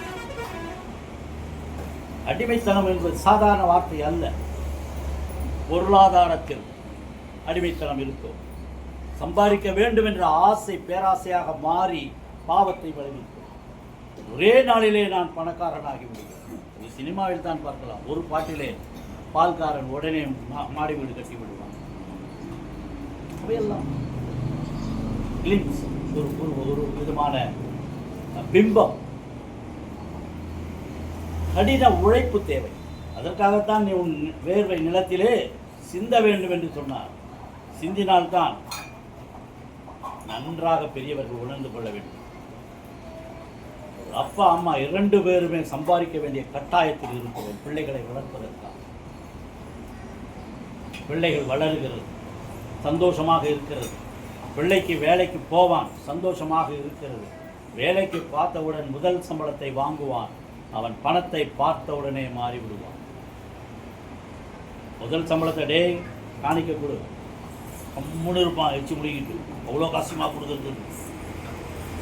2வது மாதம் டே அப்பா அம்மா கிட்ட கொடு, அப்பயும் எச்சலாக இருப்பான், கொடுத்துருவான். 2மே அவனுக்கு பிடிக்காத கொடுத்துருவான். 3வது மாதம் இது ஏன் பண்ணணுவான். ஏண்டா உன்னை பெற்று வளர்த்து 30 வருஷம் ஆக்கி உலகத்தில் கொடுத்த உடனே வந்த பணத்தை ஏன் பண்ணணும். அதுக்கப்புறம் பிள்ளைகளின் பணத்தை பெற்றோர் எதிர்பார்ப்பதில்லை, எதிர்பார்க்கவும் கூடாது. அவன் கேட்பான், எனக்கு நல்லது செய்யணும்னு தானே நீ என்னை வளர்த்த, எனக்கு நல்லது செஞ்சுட்டல, அத்தோட உன் வேலை முடிஞ்சிடுச்சு. இது என் பணம், என் வாழ்க்கை, என் திருமண வாழ்க்கை, நான் என்னை பார்த்துக் கொள்கிறேன். பிள்ளைகள் தானாக முடிவை எடுப்பதற்காக துணிந்து விட்டார். மனம் பேதலிக்கிறது, பெரியவர்களுடைய மனம். காரணம் எதிர்பார்ப்பு. சாதாரண உலகத்தில் இருக்கின்ற தாய் தகவல் பெற்றோர் பிள்ளைகளை பற்றி கவலைப்பட்டு எதிர்பார்க்கும் பொழுது நம்மை படைத்த ஆண்டவர் நம்மிடத்தில் எதிர்பார்க்க மாட்டாரா? கேள்வி எழும்புகிறது. அப்படி என்றால் நீ பாசத்துக்கு அடிமையாக விட்டார். பிள்ளைகள் செய்கின்ற காரியங்கள் அனைத்துமாக நீ பொறுத்துக் கொள்கிறார். அவர்கள் அடிமைத்தனத்தை நோக்கி போய் கொண்டிருக்கிறார்கள். சந்தோஷம் சமாதானம் என்பது அவர்களுக்கு வேறு விதமாக காட்டப்படுகிறது. பிள்ளைகளை வளர்ப்பதோடு நம் கடமை முடிகிறது என்று நினைத்துக் கொள்ள தவறான பாதையிலே அவர்கள் போகிறார்களா? நாம் கற்றுக் கொடுத்த பாடம் கடவுளுடைய வழியிலே நாம் அவர்களை வழி நடத்துகிறோமா? அந்த வழியிலே பிள்ளைகள் தவறி விடுகிறார்களா என்று பார்த்து கொண்டுதான் இருக்க வேண்டும். தவறிவிட்டால் திருத்துவது கடினமான காரியம். அவர்களாகவே திருந்த வேண்டும். இதைத்தான் ஆண்டவர் செய்கிறார். நான் ஆண்டவருடைய வழியிலிருந்து தவறிவிட்டேன், கீழ்ப்படியாமையினால் ஏதேன் தோட்டத்தை விட்டு வெளியே வந்து விட்டேன். ஆனால் உன்னை அவர் இழுத்துக் கொள்வார். ஆனால் நீயே மனம் திரும்பி நீயே உள்ளே வர வேண்டும் என்று அவர் எதிர்பார்த்தார். பிறகுதான் ஜீவ விருட்சத்தின் கனியை நான் உனக்கு கொடுத்து, ஜீவ கிரீடத்தை கொடுத்து பரலோகத்துக்கு நான் அனுப்புவேன். இதுதான் ஆண்டவருடைய திட்டம். அதுதான் புத்தகம் என்றால் நிலத்தின் பயனை நாம் அடையும் பொழுது நமக்கு கிடைக்கின்ற சந்தோஷம். நான் விதைத்தேன், நான் தண்ணீர் பாய்ச்சினேன், அது வளர்ந்த பிறகு அது என்னுடையது. இதுதான் நம்முடைய ஒரு சின்ன சர்க்கிள் பண்பாடு. நமக்கு வேதாகம பகுதி என்ன சொல்லுகிறது? இவை இத்தோடு மட்டும் அல்ல. இந்த சூழ்நிலையிலே நமக்கு முதலாவதாக தெரியப்படுத்துகிறது, தவறான ஆன்மீகத்திலிருந்து நாம் விடுதலை பெற வேண்டும். முதல் படி ஆன்மீகத்தை தொடுகிறது. தவறான ஆன்மீகத்திலிருந்து விடுபட நமக்கு முதலிலே அழைப்பு விடுகிறது. காரணம், கள்ள உபதேசங்கள் நிறைய வந்துவிட்டது. பைபிளை முழுவதுமாக நான் படிக்கவே இல்லை, அதற்குள்ளாக நான் ஊழியத்துக்கு வந்து விட்டேன் என்று சொன்னால் எப்படி நம்புவது? ஆண்டவர் என்னோடு பேசினார் என்றால் நாம் மயங்கி விடுகிறோம். ஆண்டவரின் செவிகளிலே சொன்னார் என்றால் சொல்லியிருப்பார். ஆனால் நான் கேட்டால் தானே இல்லை. எல்லோர் காதுகளிலுமே ஆண்டவர் பேசுகிறார். அதுதான் ஆவியானவருடைய சிந்தனை. ஆண்டவர் உன்னை வழி நடத்துகிறார் என்றால் ஆவியானவர் உன்னை சொல்லி வழி நடத்துகிறார். உன் வழியை ஆண்டவர் செம்மையான வழியாக நீ நடக்க வேண்டும் என்று மெல்லிய காதுகளில் சொல்லுவது. அது ஆவியானவருடைய வழி நடத்துதல். ஆவியானவர் இன்னும் வாழ்ந்து கொண்டிருக்கிறார், நம்மை வழி நடத்தி கொண்டிருக்கிறார். ஆனால் ஆன்மீக வழி, மதம் வேறு, ஆன்மீகம் வேறு. அது முதலில் புரிந்து கொள்ள வேண்டும். மதங்கள், ரிலிஜன்ஸ், அவைகள் தன்னுடைய நம்பிக்கை, ஒவ்வொருவருடைய நம்பிக்கையின் அடிப்படையிலே வந்ததுதான் மதம். ஆன்மீகம் என்பது மனசுத்தம், பரிசுத்தம். நான் பரிசுத்தனாய் இருப்பது போல நீங்களும் பரிசுத்தமாய் இருக்க வேண்டும் என்பதுதான். அதுதான் அவருடைய திட்டம், எண்ணம், அவருடைய செயல்பாடுகள். அதற்காகத்தான் இந்த பாடுகள். அப்படிப்பட்ட ஆன்மீகத்தை நாம் தவறாக புரிந்து கொண்டிருக்கிறோம். இந்த ஆன்மீக வழி என்று சொன்னால், நீ தவறும் பொழுது ஆண்டவர் பதைக்கிறார். என்ன செய்கிறார்? தன்னுடைய தீர்க்கர்களை அனுப்புகிறார், தன்னுடைய நியாயாதிபதிகளை அனுப்புகிறார், தன்னுடைய அரசர்களை அனுப்புகிறார். யார் பேச்சும் நான் கேட்கவில்லை. அதுதான் என்னுடைய பழக்கம். என்னுடைய கலாச்சாரத்துக்கு ஏற்ற விதம், என்னுடைய வாழ்க்கை முறைக்கு ஏற்ற விதமாக நான் கடவுளை உருவாக்கி கொள்கிறேன். அது விக்கிரமாக மாறுகிறது, அது அடிமைத்தனமாக மாறுகிறது. அடிமைத்தனம் என்பது வேறொன்றும் இல்லை. நான் ஏற்கனவே சொன்னேன், பொருளாதாரத்தின் அடிப்படையிலே அடிமையாகுது. ஒரு இடத்திலே வேலை செய்கிறோம் என்று சொன்னால், நாம் செய்கின்றதற்கு அவன் கூலி கொடுக்கிறான். அப்படி அவன் பார்ப்பதில்லை. நான் உனக்கு கூலி கொடுக்கிறேன், நீ எனக்கு அடிமை என்கிறான். போராட்டம் அங்குதான். போரடிக்கும் மாட்டை வாயை கட்டக்கூடாது, வேதம் சொல்லுகிறது. 8 மணி நேரம் வேலை செய் என்று லேபர் ஆபீஸ் சொல்லுகிறார். கிட்டத்தட்ட நம்முடைய மக்கள் 12 மணி நேரம் வேலை செய்கிறார். அரபு நாடுகளில் ஏல போனான் என்றால், இங்கே இருக்கிற மேஸ்திரிங்க 10 மணிக்கு வந்தாங்க, 8 மணிக்கு வருவான், 9 மணிக்கு கொளுறு பிடிப்பான். அதுக்குள்ளே கலர் வச்சுருவாங்க. சிட்டாளுங்க வந்து கலரி முன்னாடியே வந்து கலரி வைப்பாங்க. 9:30க்கெல்லாம் வீச ஆரம்பிச்சிடும். இன்னைக்கு 10 மணிக்கு தான் வந்து இறங்கணும். அவன் ட்ரெஸ் பார்க்கறதுக்குள்ள 10:30, நம்ம அதுக்குள்ளே டீ கொடுக்கணும். இதெல்லாம் முன்ன இல்லை. ஆனால் அரபு நாடுகளிலே ஒரு மேஸ்திரி போவானால் 2000 செங்கல்களை அடுக்க வேண்டும் கட்டடத்துக்கு. 2000 செங்கல் அடுக்கினால்தான், அடுக்கிறதுன்னா கட்டுறது, அடுக்கினால்தான் அவனுக்கு கூலி. இங்கே 2000 செங்கல்லாம் நம்ம ஊரே கட்டிடலாம் ஒரு நாளில். ஒரு நாள் அவன் செய்கின்ற வேலை அது. அங்கு போனால்தான் அந்த அடிமைத்தனத்தினுடைய உணர்வை நீ பெறுவான். இங்கு நம்ம ஏமாற்றி கொண்டிருக்கிறான். 5 மணிக்கு 4:30 அவன் ஏற கட்ட ஆரம்பிச்சுவான். கழுவாரம், டேய் இன்னும் 6 மணி வரைக்கும் வேலைடா சார், கொஞ்சம் வேலை இருக்கு சார், தினம் ஒரு காரியத்தை சொல்லு, எல்லாம் அனுபவித்திருப்பான். இங்கு சுதந்திரம், அடிமைத்தனம் என்பதை புரிந்து கொள்ள வேண்டும். நாம் எல்லோரும் வேலை செய்து கொண்டிருக்கிறோம். ஒரு முதலாளியை ஒரு வீட்டிலே வேலை செய்கிறோம் என்றால் அவனுடைய ஆசைகளை, அவனுடைய எதிர்பார்ப்புகளை நிறைவேற்றும் பிள்ளைகளாக நாம் இருக்கிறோம். ஹாஸ்பிட்டல் போனாக்கா நமக்கு ஹையர் அத்தாரிட்டிஸ் இருப்பான். அதுக்கு ஹையர் போயினே இருக்கும். ஒருத்தனுக்கு ஒருத்தன் கீழ்ப்படிஞ்சுட்டு தான் போகிறான். ஆனால் கீழ்ப்படிதல் என்பது வேறு, அடிமை என்பது வேறு. அவனுடைய வார்த்தைகள் கொடுமையாக இருக்கும், வேலைகள் லகுவாக இருக்கும். வேலையை செஞ்சுட்டு போயிடலாம். அவன் பேசுகிற பேச்சை நம்மளால் கேட்க முடியாது. அந்த பேச்சு ராவலை பூரா நமக்கு தூக்கம் வராது. காரணம், நாம் அடிமைகளாக இருக்கிறோம். அடிமையிலிருந்து விடுபட வேண்டும் என்றால் மனமாற்றம் தேவை.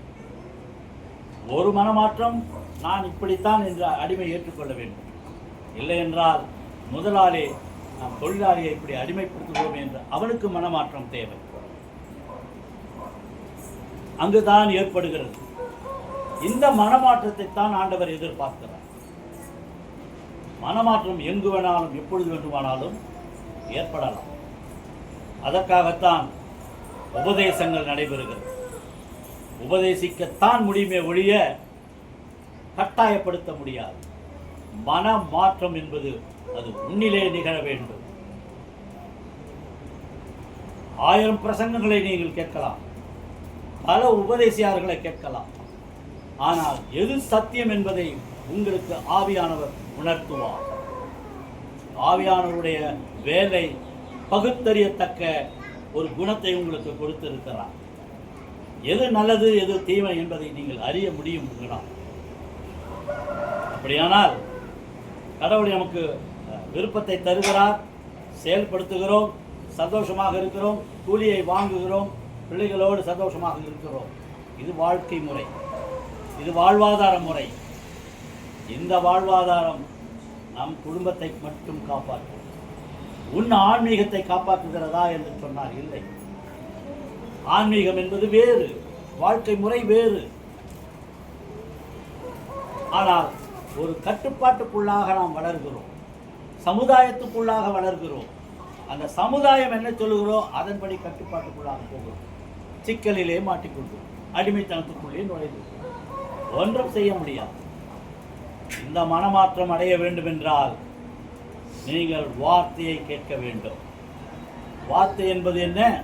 சத்தியம். சத்தியத்தையும் அறிவீர்கள், சத்தியம் உங்களை விடுதலையாக்கும். விடுதலை சத்தியம் இங்கே நிற்கிறது. எது சத்தியம், எது விடுதலை? மனமாற்றமே அதற்கு காரணம். மனமாற்றத்துக்கு பிறகு நீ விசுவாசிக்க வேண்டும். மனமாற்றம் ஏற்பட்டால் தான் விசுவாசத்துக்கு உள்ளாக நீ வர முடியும்.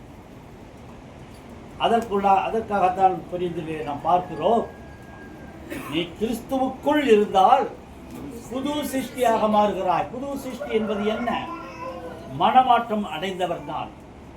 மனமாற்றம் அடைந்தால் நீ புது சிருஷ்டி என்று பொருள். அப்ப புது சிருஷ்டியாக மாறும் பொழுது உன்னுடைய நடைமுறை, உன்னுடைய மனங்கள், எண்ணங்கள், சிந்தனைகள், செயல்பாடுகள் எல்லாம் மாறும். மாறி நீ கிறிஸ்துவுக்கு உனக்குள் வந்து விடுவார். நீ கிறிஸ்துவுக்குள் இருந்தால் கிறிஸ்து உனக்குள் வந்து விடுவார். செயல்பாடுகள் ஈஸி. ஆனால் உலகத்துக்கு நாம் பைத்தியக்காரர்களாக இருக்கிறோம். இவன் கிறிஸ்தவன் தானே, இவனை ஈஸியாக ஏமாற்றி விடலாம், இவனை மிரட்டினால் நாம் பயந்து விடுவோம் என்று நினைக்கிறார். நாம் பயந்தது போலத்தான் இருக்கிறோம். நாம் பயப்பட மாட்டோம். நான் பயப்படவே மாட்டேன். பாடுகிறோம், வார்த்தையை விசுவாசி, சத்தியத்தை விசுவாசி, சத்தியம் உங்களை விடுதலையாகும் என்றால் ரோமர் 8ஆம் அதிகாரத்தில் ஒரு காரியத்தை நாம் பார்க்கிறோம். ரோமர் 8ஆம் அதிகாரத்தில் கொஞ்சம் அது வசனமாக நான் கொஞ்சம் தியானிக்க வேண்டும் என்று ஆசைப்படுகிறேன். 8ஆம் அதிகாரம் 7ஆம் அதிகாரம், ரோமர் 7ஆம் அதிகாரம் 14ஆம் வசனத்தை வாசிப்போம். ஒரு வசனமா அப்படியே வாசிப்போம். மேலும் நமக்கு தெரிந்திருக்கிறபடி நியாயப்பிரமாணம் ஆவிக்குரியதாய் இருக்கிறது. நானோ பாவத்துக்கு கீழாக விற்கப்பட்டு மாமிசத்துக்குரியவனானேன். புரிந்து கொள்ள முடிகிறதா? பிரமாணம், நியாயப்பிரமாணம் என்பது வேறு ஒன்றுமில்லை. நமக்கு பழைய ஏற்பாட்டில் கொடுக்கப்பட்ட கட்டளைகள் 613 கட்டளைகளை நியாயப்பிரமாணம் என்கிறோம். பழைய ஏற்பாடு நியாயப்பிரமாணத்துக்குரியது, புதிய ஏற்பாடு ஆவிக்குரியது. அது புரிந்து கொள்ள வேண்டும். அப்படியானால் நியாயப்பிரமாணம் ஆவிக்குரியதாய் அப்பொழுது இருந்தது. ஏன் என்று கேட்டால், நானும் பாவத்துக்கு கீழாக விற்கப்பட்டு விட்டேன். அப்ப என்ன ஆகுது? விற்கப்பட்டு அப்பதான் எனக்கு பேர் என்ன? மாமிசத்துக்குரியவனாக மாறிவிட்டேன். ஆவிக்குரியவனாக கடவுள் என்னை படைத்த போது ஆவிக்குரியவனாக இருந்தேன். பாவத்துக்கு விற்கப்பட்ட பிறகு என்னுடைய பெயர் மாமிசத்துக்குரியவனாக மாறிவிட்டேன். இப்பொழுது உலகம், மாமிசம் இரண்டும் ஒன்றாக இருக்கிறது. ஆவி தனியாக நிற்கிறது. அது தேவனுடைய. இந்த தேவனுடைய ஆவியை நாம் விட்டு விட்டதால் நாம் விற்கப்பட்டவர்களாக. நாம் விற்கப்பட்டவர்கள் என்று சொல்லும் பொழுது எதற்காக விற்கப்பட்டோம்? மாமிசத்துக்கு விற்கப்பட்டிருக்கிறோம். நாம் மாமிசமானவர். இதுதான்.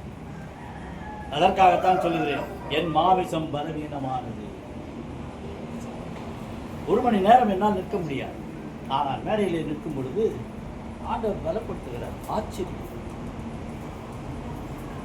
மாமிசம் பலவீனமானது, ஆவிக்குரியது. அவர் பேசிக் கொண்டிருக்கிறார். அவர் என்னுள்ள இருக்கிறார். இது இறங்கிய உடனே என்ன பேசினேன் என்று கூட சில நேரங்களில் மறந்துவிடும். ஆவியானவர் கொடுக்கிறார், ஆவியானவர் எடுக்கிறார். நிலைவரமான ஆவி வேண்டும் என்று யார் சொல்லுகிறான்? சங்கீதக்காரன் சொல்லுகிறான். எப்பொழுதுமே ஆவி என்னுக்குள்ளாகவே அனலூட்டும்படியாக இருக்க வேண்டும் என்று அவன் விரும்புகிறான். எல்லாம் அவன் அறிந்திருக்கிறான், உணர்ந்திருக்கிறான். சாலமோன் பெரிய ஞானி, அவனுக்கும் அதே கொடுக்கப்பட்டது. அவனுக்கு தெரியாத ஒரு காரியம் இல்லை. பல நாடுகளிலிருந்து நியாயத்திற்காக அவனுடைய ஞானத்தை கற்றுக்கொள்வதற்காக வந்திருக்கிறான், சொல்லியிருக்கிறான். கடைசி காலங்களிலே ஆண்டவரை மறந்து போனான். எந்தெந்த நாடு ஜெயிக்கிறானோ அந்தந்த நாட்டினுடைய இளவரசிகளை எல்லாம் திருமணம் செய்து கொள்வார். அவர்கள் எல்லாம் அந்நியர்கள். அந்நிய இடத்திலே நுகத்தடியை கூட்டக்கூடாது. ஆண்டவரை ஏற்றுக்கொள்ளாதவர்களை ஏற்றுக்கொள்ள வைப்பதற்கு ஒரு தருணம் தருகிறார். ஏற்றுக்கொள்ளாதவர்கள் உன்னை இழுத்து கொண்டு போய்விட்டால் என்ன ஆகும்? ஒரு ஆவி வெளியே போச்சேன்னு சொல்லிட்டு ஜாலியாக இருந்தீங்கன்னா அது எத்தனை ஆவியோட வரும்? 7 ஆவிகளோடு உள்ள வரும். அதற்காகத்தான் சொல்கிறோம், அந்நிய நுகத்திலே பிணையாதே. முடிந்தால் அவர்களை கிறிஸ்துவை ஏற்றுக்கொள்ள செய்ய வேண்டியது நம்முடைய கடமை. அடிமையாகி விடாது. அப்படி என்றால் எப்படி எனில், அடுத்த வசனம், நான் செய்கிறது எனக்கே சம்மதம் இல்லை. நான் விரும்புகிறதை செய்யாமல், இப்போ ஒரு காரியம் உன்னுடைய ஆபீஸிலே உன்னுடைய பாஸ் சொல்லுகிறார், இதை செய்யுங்கள் என்று. அவர் சொல்வது அவருக்கு சரியாக இருக்கிறது. காரணம், அவர் சம்பாதிக்க வேண்டும். ஆனால் அதை செய்யப்படுத்துவது உன்னை வைத்து செயல்படுத்துகிறார். ஆனால் அதை நீ செய்யும் பொழுது உன் மனசாட்சி அது உறுத்தும். அங்கு உன்னுடைய ஆவியானவர் உன்னிலே செயல்படும் பொழுது அதை செய்ய வேண்டாம் என்று உறுத்துகிறார். எனக்கு சம்மதம் இல்லை. ஏனென்று கேட்டால் ஆவியானவர் உன்னுள் இருக்கிறார். நான் விரும்புகிறதை செய்யாமல் நான் வெறுக்கிறதையே செய்கிறேன். செஞ்சுதான் ஆகணும். ஏன்னா it is order of a boss. கடவுள் மாதிரி அவன் சம்பளம் கொடுக்கிறான், வேலை வாங்குறான். அன்னைக்கு கூலி வாங்கிறதுக்குள்ள நம்ம படாத பாடுதான். அவன் சொல்றதை செஞ்சுதான் ஆகணும். என்னுடைய உழைப்பின் பலனை நான் வாங்குகிறேன். இப்படி நான் விரும்பாததை செய்கிறவனாக இருக்க நியாயப்பிரமாணம் நல்லது என்று ஒத்துக்கொள்கிறேன். பட் we accept the நியாயப்பிரமாணம், the commandments, இல்லையா? அப்படி என்றால் நான் அல்ல. இங்க பாருங்க, பவுல் எப்படி தப்பிக்கிறார் பாருங்க. Very good definition. நான் விரும்பாததே நான் செய்கிறேன். எங்க பாஸ் சொல்றாரு எனக்கு பிடிக்கல, ஆனாலும் நான் செய்கிறேன். ஆனா அதுக்கு ஒரு பேர் கொடுக்கிறார் பார் பவுல். நான் அல்ல, எனக்குள் வாசமா இருக்கிற பாவமே என்னை எப்படி செய்ய வைக்கிறது. புரிஞ்சுக்கிட்டீங்களா? அப்போ அப்படியே தூக்கி போட வேண்டியது. நம்ம தான் வழக்கமா அடுத்தவங்க மேல பழி போடுறது ரொம்ப சகஜமாச்சு. எடுத்தவன ஒரு பையனை 2-3 குழந்தைங்க இருக்கும்போது எதனா ஒன்று பார்த்து தப்பு படிச்சுனா பட்டு நடிச்சுனா நான் இல்லைம்மா அவங்க நம்ம டபார் அது பிறப்புலேருந்தே இருக்கு. ஒன்றும் வேணாம், பேச தெரியாது, மூஞ்ச தான் பார்க்கும், ஆனால் அதுக்கு உணர்வு இருக்கு குழந்தைக்கு. நீ இன்னொரு குழந்தைய தூக்கி மடியில் வச்சு பாரு, நான் அல்ல எனக்குள்ள இருக்க பாவமே. எல்லாம் தாய்மார்கள் புரிந்திருப்பீர்கள். அந்த குழந்தை என்ன சொல்லுமா? பேச தெரியாது, ஆனால் நம்ம பார்த்துக்கணும், நீ அல்ல உனக்குள்ள இருக்கும் அந்த பாவமே எங்கள் அம்மா எனக்கு தான் என்று சொல்ல வைக்கிறது. பெரியவர்கள் குழந்தைகள் எல்லாவற்றையுமாக நேசிக்கும். நீ 2-3 குழந்தை இருக்கும்போது திடீர்னு பையனுக்கு எதனா கொஞ்சம் ஊட்டி விட்டா மும்முன்னு இருப்பா அக்காக்காரி. அவனுக்கு மட்டும் ஊட்டி, நீ பெரியவன், உன் பெரியவனா ஊடுவா, முழுசு மாற்ற வராது, பெருசிக்கு வாய் தெரியாம. அப்படி பெரிய குழந்தைகள் மத்தியிலேயே அந்த உணர்வு இருக்கிறது. பெரியவர்களான போது எவ்வளவு பொறாமை வரும். ஏய், உனக்கு சாமியை பத்தி தெரியலடா, அதனால நான் சாமி கும்பிடுறது உனக்கு பொறாமையா இருக்குது. நீ அந்நிய வந்து பார், கர்த்தர் நல்லவர் என்பதை ருசித்து பார், உனக்கும் ஆண்டவர் தான் அவர். நீ ருசிக்காத வரை உனக்கு அவரை பற்றி தெரியாது. ஆண்டவர் உனக்கு நினைப்பூட்டுவார், உன்னை தெரியப்படுத்த பண்ணுவார். ஒருவேளை நமக்கு வேவு பார்ப்பவர்களாக அமர்ந்து பக்கத்திலே அமர்ந்திருந்தாலும் வார்த்தைகள் அவர்கள் காதில் விழும்போது மனமாற்றப்படுவார்கள். எனது நம்பிக்கை. அது எப்படி எனில், என்னிடத்தில் அதாவது என் மாமிசத்தில் நன்மை வாசமாய் இருக்கிறது இல்லை என்று நான் அறிந்திருக்கிறேன். எவ்வளவு பெரிய பிலாசபி தெரியுமா? நல்ல உத்து ஒவ்வொரு வாரியாக கவனிச்சு படிச்சுப்பாங்க வீட்டில் போய். நான் ஒரு முறையில் நான் விளக்குவேன். ஆனால் உங்களுக்கு அவங்க வீட்டு அனுபவத்தில் கற்றுக்கொள்ள வேண்டிய பாடம் எப்படி எனில், நன்மை செய்ய வேண்டும் என்கின்ற விருப்பம் என்னிடத்தில் இருக்கிறது, நன்மை செய்வதோ என்னிடத்தில் இல்லை. எப்படி தப்பிக்கிறார் பவுல்? நன்மை செய்ய வேண்டும் என்கின்ற விருப்பம் என்னிடத்தில் இருக்கிறது, ஆனால் நன்மை செய்வதோ. ஏற்கனவே இந்த கதை ஒன்று சொன்னா என்னன்னு தெரியல. யூத்தில் இருக்கிறேன்னா இதே வெள்ளூர் சென்ட்ரல் சர்ச்சில் அந்த காலத்தில் நீங்களும் பார்த்துருக்கலாம். ஒரு வயசானவர் சொன்னேன் இந்த கதையை நினைக்கிறேன். வயசானவர், ஐ ஆம் புவர், கிவ் மணி, இவ்வளோதான் அவனுக்கு தெரிஞ்ச 2 வாரம். சர்ச்சு விட்டு அத்தனை பேர் வருவான். கிட்டத்தட்ட 500-600 பேர் வருவான். காது உள்ளவன் கேட்க கடவுள், மனம் உள்ளவன் போட கடவுள். நானும் அப்படிப்பட்டவன். அப்போ யூத்தில் எங்கே இருக்கும்? 250 ரூபா சம்பளம். அதில் 4 நாள் 8 நாள் இருந்தாவே அதிகம். 10 பைசா காரணம்லாம் உண்டு இல்லை. ஏதாவது போட வேண்டும் என்கின்ற எண்ணம் என்னிடத்தில் இருந்தது, ஆனால் போடுவது நான் இல்லை. எப்படி பண்ணேன்? அங்கே வரும்போது தோணிடுச்சு எனக்கு, இவன் இங்கே தட்டிட்டு இருக்கான், இவனுக்கு போடணும்னு தான் எனக்கு எண்ணம். பாக்கெட்டில் கையை விட்றேன். பாக்கெட்டில் கையை விட்ட உடனே நம்ம திருட்டு மனசு என்ன பண்ணுது? கையை விடுது. 8 அணா இருக்குதா, அதுக்கு கீழே என்ன 4 அணா இருக்குதா, அதுக்கு கீழே 10 பைசா இருக்குதா, இதெல்லாம் கையிலே தேடுது. நடந்து வந்துக்கிட்டே இருக்கு. ஒரு 10 அடி வந்த உடனே இன்னும் தேடிட்டு இருக்கு. நின்று தேடி போடுறதுக்கு மனசு வரல. யாரும் தப்பாக நினைப்பாங்க, அசிங்கமாக நினைப்பாங்க. என்ன பண்ணுறேன்? அப்படியே கடந்து போயிடுறேன். அவ்வளோ தூரம் போன உடனே தான் அந்த 10 பைசா கிடைக்கும். திருப்பி வந்து போகிறதுக்கு எனக்கு மனசு. ஒரே மனிதன் போட வேண்டும் என்ற எண்ணம் எனக்கு இருந்தது, ஆனால் போடாமல் செய்து விட்டது எனக்குள் இருக்கிற அந்த பாவமே. அனுபவபூர்வமான வார்த்தை. உதவி செய்ய வேண்டும் என்று நாம் நினைக்கிறோம். சிலர் பொருத்தனை பண்ணிக்கொண்டு நான் உனக்கு கொடுக்க வேண்டும் என்று சொல்வார். சில நேரங்களில் தட்டி கழிக்காது. அது அவர்களுடைய இஷ்டத்திற்காக சில காரியங்களை நாம் மனப்பூர்வமாக ஏற்றுக்கொள்ள வேண்டிய கட்டாயம் இருக்கு. இதுதான் அந்த வசனம். நான் விரும்புகிறத நன்மையை செய்யாமல் விரும்பாத தீமையை செய்கிறேன்.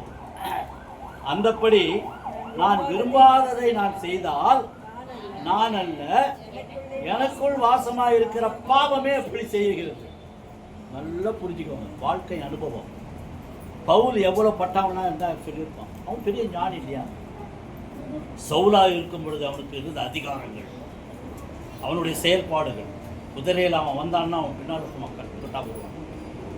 இப்படி போ அந்த குதிரை அவ்வளோ தூரம் பட்டான் தள்ளி விட்டார் குதிரையிலிருந்து. 3 நாள் கண்டு தெரியாது போயிடுச்சு. இந்த 3 நாள் அவனுக்கு பெரிய பாடத்தை ஆண்டவர் கற்றுக் கொடுத்தார். முள்ளில் உதைக்கிறது உனக்கு கடினமா? நீ துன்பப்படுத்துகிற கிறிஸ்து போதுமா? இதை விட சுவிசேஷம் அவனுக்கு என்ன வேணும்? 2 வார்த்தையில அவன் உலகத்தை கலக்கினான். அவனுக்குள் வாசமாய் இருந்தது. அனுபவித்து எழுதுகிறான். ஒருவேளை நன்மை செய்ய வேண்டும் என்ற மனம் எனக்குள் இருந்தாலும், என்னை அறியாமல் நான் ஒரு பாவத்தை செய்தானா, என்னை அறியாத தீமையை செஞ்சேன்னா அது நான் அல்ல, எனக்குள் இருக்கும் பாவமே அது என்னை செய்ய வைத்தது என்று சொல்லுகிறார். உள்ளான மனுஷனுக்கு ஏற்றபடி தேவனுடைய நியாயப்பிரமாணத்தின் மேல் பிரியமாய் இருக்கிறேன், ஆகிலும் என் மனதின் பிரமாணத்துக்கு விரோதமாய் போராடுகிற வேறொரு பிரமாணத்தை என் அவயங்களில் காண்கிறேன். புரிந்து கொள்ளுங்கள், வேகமாக. அவயங்களில் உண்டாயிருக்கிற பாவ பிரமாணத்துக்கு என்னை நிர்பந்தமான மனுஷன் நான், இந்த மரண சரீரத்திலிருந்து யார் என்னை விடுதலையாக்கும்? இது கூட ஒரு வார்த்தையை சொல்லியிருக்கிறேன் ஒரு காலத்தில், மறுபடியும் நினைவூட்டுகிறேன். இன்னும் அரபு நாடுகளிலே அவை நடைபெறும். கண்ணுக்கு கண், அதெல்லாம் தப்பு திருநானா வேலை வெட்டிடுவோம், கையை வெட்டிடுவோம், காலை வெட்டிடுவோம். ஆனால் ஒரு கொலை பண்ணிட்டானா என்ன பண்ணுவோம்? அப்போ தோல் காலத்தில் அந்த கொலை செய்யப்பட்டவன் அவனுடைய சரீரத்தை எடுத்து கொலை செஞ்சவனுடைய முதுகில் கட்டிடுவோம். அவ்வளோதான், அவனுக்கு தண்டனை அவ்வளோதான். வீட்டுக்குள்ளே யாரும் சேர்க்க மாட்டாங்க, சுற்றிக்கிட்டே இருக்க வேண்டியது தான். 3 நாள் ஆகும், 4 நாள் ஆகும். லாசருக்கு சொல்லும் போது என்ன சொல்றாரு? 4 நாள் ஆகிட்டு தீர்ந்து போச்சா? அப்போ முதுகுல கட்டினத நாத்தா அவனுக்கு தான் இருக்கும். அது மட்டுமல்ல, புழு உடல் முழுவதுமாக பின்னால் கட்டப்பட்ட அந்த சரீரத்திலே புழுக்கள், அந்த புழுக்கள் ஊர்ந்து அவனுடைய உடலுக்குள்ளாக நுழையும். அப்போ ஒரு கத்துதான், நான் நிர்பந்தமான மனுஷன். அப்போ இந்த மரண சரீரத்திலிருந்து யார் என்னை காப்பாற்றுவார்? அப்போ கத்து தான். அதை அவன் கத்துறதை கேட்டு இவன் எழுதுறான். அவனுடைய காலத்திலே கொலை செய்தவர்களுக்கான தூக்கு தண்டனை அதுதான். அப்படியே கட்டி விட்டானா அங்கே இருக்கிற புழு அவன் உடலுக்குள்ளே பூந்துச்சுனா என்ன அவன் உயிரோடவே, அவன் செத்த உடலில் இருந்து வர புழு உயிரோடு இருக்கிற இடத்துல இருக்கிற புழு உள்ளே போச்சுன்னா என்ன கற்பனை செய்திருப்பாங்க. அதுதான் ஸ்வாக். ஆனால் ஆசை அதிகமாக வளர வளர நமக்கு அது எதுவாக மாறும்? பாவமாக மாறும். அதான் வீண் பேச்சு எதுக்காக வழி நடத்தணுங்க? பாவத்துக்குள்ளாக வழி நடத்தும். இன்னும் அதிகமாக நாம் சொல்லிக்கொண்டே போகலாம். இதற்காகத்தான் ஏசையா அந்த காலத்திலே ஒன்றை நினைவுபடுத்துகிறார். அப்பொழுது தவறான உபதேசங்கள் என்னவென்று சொன்னால், தவறான வழிபாடுகள். பழைய ஏற்பாட்டின் காலத்திலே 10 கட்டளையை அறிந்தவர்கள். ஃபர்ஸ்ட் கட்டளை என்ன சொல்லுமா? 10 கட்டளை தெரியுமா? கன்ஃபர்மேஷன் எடுக்கும் போது இதெல்லாம் கேட்பேன். இப்பவே படிச்சு வச்சுக்கணும். என்னையன்றி நான் தான் கடவுள். 2வது, யாதொரு சொரூபத்தையும் விக்கிரகத்தையும் வணங்கக்கூடாது. இவன் என்ன பண்ணிட்டான்? இவன் ஒரு கடுபட்டி உடனே, ஏன்னா இவன் கற்றுக்கிட்டு வந்தது எங்கிருந்து? எகிப்திலே கற்றுக்கிட்டான். 400 வருஷம். 4th generation 5th generation people தான் வெளியே வராங்க. அப்போ அவன் அறிந்து கொண்டதெல்லாம் கடவுளை மறந்து விட்டான். அதற்காகத்தான் சினாய் மலையிலே அவனுக்கு நினைவூட்டுகிறார். வரும்பொழுது என்ன சொல்லுகிறார்? நானே கர்த்தர், என்னை அன்றி வேறே தேவர்கள். அவரே சொல்லிக்க வேண்டிய நிலைமைக்கு வந்துட்டான். நம்ம அப்படி பண்ணிட்டோம். அப்போ வரும்பொழுது இவன் சுரூபத்தை கற்றுக்கிட்டான். அபிஷேகம் பண்ணப்பட்ட ஆரோன் உனக்கு பதிலாக அவன் வாய் பேசுவான் என்று அப்பொழுதே வாயை திறந்த தேவன். மோசே 40 நாள் மேலே போய்விட்டான் என்றால் அவன் தான் கண்ணுக்குட்டியை செய்தான். ஏன்னா அவங்க அப்பா யாரு? விக்கிர தோப்பு செய்கிறவங்க. மோசேனுடைய அப்பாவும் ஆரோனுடைய அப்பாலாம் விக்கிர தோப்புகளை உருவாக்குகிறவர். அதனால அவனுக்கு தெரியும், அந்த தொழில் அவனுக்கு தெரியும். உடனே கன்றுக்குட்டியை பொண்ணு எல்லாத்துக்கிட்டையும் வாங்கி ஒரு பொண்ணு கண்ணுக்குட்டியை செஞ்சு இதுதான்டா இன்மட்டும் நம்ம தெய்வம்ட்டான். வந்துச்சு பாருங்க, சாந்த குணமுள்ளவன் மோசே, வந்தது பார் கோபம். அப்படியே 10 கட்டளை வருஷம் மறுபடியும் திருப்பா 40 days திருப்பியும் கொடுத்து அப்புறம் கட்டளை கொடுத்தாங்க. என்ன சொல்றேன்னா, பாவ அடிமை. அப்போ அந்த அடிமைத்தனத்திலிருந்து வெளிவருவது எப்படி? அது ஒரு காலத்தில் நாம் கட்டாயம். தவறான உபதேசங்கள் இப்பொழுது போதிக்கப்படுகிறது. ஆன்மீகம் தவறாக வழிநடத்தப்படுகிறது. அதற்காகத்தான் நான் சொல்கிறோம், சத்தியத்தையும் அறிவியுங்கள். தவறான உபதேசம் என்று தெரியாமலே பல ஊழியக்காரர்களை நாம் ஃபாலோ பண்ணுறோம். சில நேரத்தில் சொல்லுவோம், எப்பா நிறையா பேரை கொண்டாந்துடாத, நமக்குன்னு ஒரு டாக்டரின் இருக்குது, தியாலஜி இருக்குது. நம்மளுடைய டாக்டரின் என்ன? ட்ரினிட்டி, திருத்துவம். அதுதான் நம்முடைய தியாலஜி. இன்னொன்று லிபரேஷன் தியாலஜி, விடுதலை. விடுதலை இறையர். ஏனென்று கேட்டால் ஆண்டவர் மீட்பர். 1:27 மத்திய 1:27 என்ன சொல்லுது? இயேசு இவர் உலகத்தின் இரட்சகர், மீட்பர். அவர் மீட்பர், மீட்கக்கூடியவர். அவர் பொது இரட்சகர். ஒரு மதத்துக்காக அவர் வரவில்லை, உலக இரட்சகர். இவையெல்லாம் நமக்கு தெரியும். ஆனால் அடிமைகளாகவே இருக்கிறோம். அடிமையிலிருந்து நீ விடுபட வேண்டும் என்றால் முழுமையாக ஆண்டவரை ஏற்றுக்கொள்ள வேண்டும். அவருடைய சட்டத்திட்டங்கள் பழைய காலத்திலே நியாயப்பிரமாணமாக அது செயல்பட்டது. இப்பொழுது இயேசு வந்த பிறகு பரிசுத்த ஆவியானவரால் வழி நடத்தப்படுகிறது. இயேசுவின் காலத்தில் உள்ளவர்கள் அறிந்தார்கள், செயல்படவில்லை. சீஷர்கள் வந்தார்கள், இரத்த சாட்சியாக மரித்தார்கள். ஆனாலும் நான் மாறவில்லை. நான் மாற வேண்டும் என்றால் எனக்குள் ஒரு மாற்றம் ஏற்பட வேண்டும். மற்றவர்கள் மாறு மாறு மாறு என்று சொன்னால் நான் மாற மாட்டேன். எனக்குள்ளாக அந்த செயல்பாடு ஏற்பட வேண்டும். மற்றவன் சொல்லி நான் கிறிஸ்தவனா மாறக்கூடாது. நானே கிறிஸ்து யார் என்று உணர வேண்டும். நான் உணர்வேனானால் நான் கிறிஸ்துவனுக்குள் எனக்குள் இருந்தால் அவர் எனக்குள் இருக்கும். புதிய சிஷ்டியாக நான் மாறுவேன். பாவம் எனக்குள் இருக்கிறது, நான் அல்ல. நான் செய்யக்கூடிய தீமை எல்லாம் என்னுள் இருக்கின்ற பாவமே அப்படி செய்விக்கிறது. எல்லாம் அறிந்த நாம் ஆண்டவரிடத்தில் ஒப்பு கொடுக்க வேண்டும். நீ ஆண்டவரிடத்தில் உன்னை ஒப்பு கொடுப்பா, எல்லாம் மாறும். உன் அடிமைத்தனம் மாறும். பண்டைய காலத்திலே அடிமைத்தனம் என்பது அது ஏற்கப்படக்கூடியதாக இருந்தது. அடிமை வாழ்க்கை என்பது ஏற்படுத்தக்கூடியதாக இருந்தது. ஏன் அப்படின்னு சொன்னா, முதல்ல ஆண்டவர் சொல்லிட்டார், நீ வெளியே போ, கஷ்டப்பட்டு வேறு சிந்தி நிலத்தை பண்படுத்து, அப்போதான் உன் மனசு பண்படும்னு சொல்லிட்டார் இல்லையா? அவன் வெளியே வந்துட்டான். அவன் நிலத்தை உழுவணும். எப்படி விடுவான்? அப்படியே தனியாக மம்டி போட்டு போட்டு எடுத்துருவான். அப்புறம் பிள்ளைங்க அதெல்லாம் வந்த உடனே என்ன பண்ணான்? ஏறு பூட்டுவான். தன் மனைவி பிள்ளைகளை ஆடு ஒரு பக்கம் கட்டி இழுத்துட்டு போகணும். மனிதர்களை கட்டி ஏற இழுத்துட்டு போகணும். இவன் விழுவான். அப்புறம் ஆடு மாடுகளெல்லாம் வந்த பிறகு அதை தனதாக்கி கொள்ளும்பொழுது நான் சொல்கிறதெல்லாம் அது செய்தான்னு பார்த்த உடனே அதை ஏறு பூட்டணும். இப்போ விஞ்ஞான காலம் அதிகமாகி விட்டதால் அவை எல்லாம் மறக்கப்பட்டு விட்டது. இப்போ பட்டன் தட்டினா உழுதுட்டு போயிடும். அந்த காலத்தில் அப்போது அடிமையை தேவைப்பட்டார்கள். அப்போ என்ன பண்ணுறான் இவன்? ஆபிரகாம் ஒரு 10 பேர் இருந்தான்னா, டேய் பிடிங்கடா, அந்நிய தேசத்துக்கார பிடி, யூதர்கள் அல்லாதவங்களை பிடி, அவர்கள் எல்லாத்தையும் அடிமையாக்கணும். இதை பார்த்தான் பாரு, டேய் இவங்க பலிக்கு பெருகிறாங்கடா. கோசா நாட்டத்தில் எல்லாம் வந்தாங்க, யோசேப்பு விட்டுட்டான். அது விளைச்சல் அதிகமாகி நம்மளை விட அதிகமாகிட்டாங்கடான்னு சொல்லி இவங்களை விடக்கூடாதான்னு செங்கல் எடுத்து வச்சான்.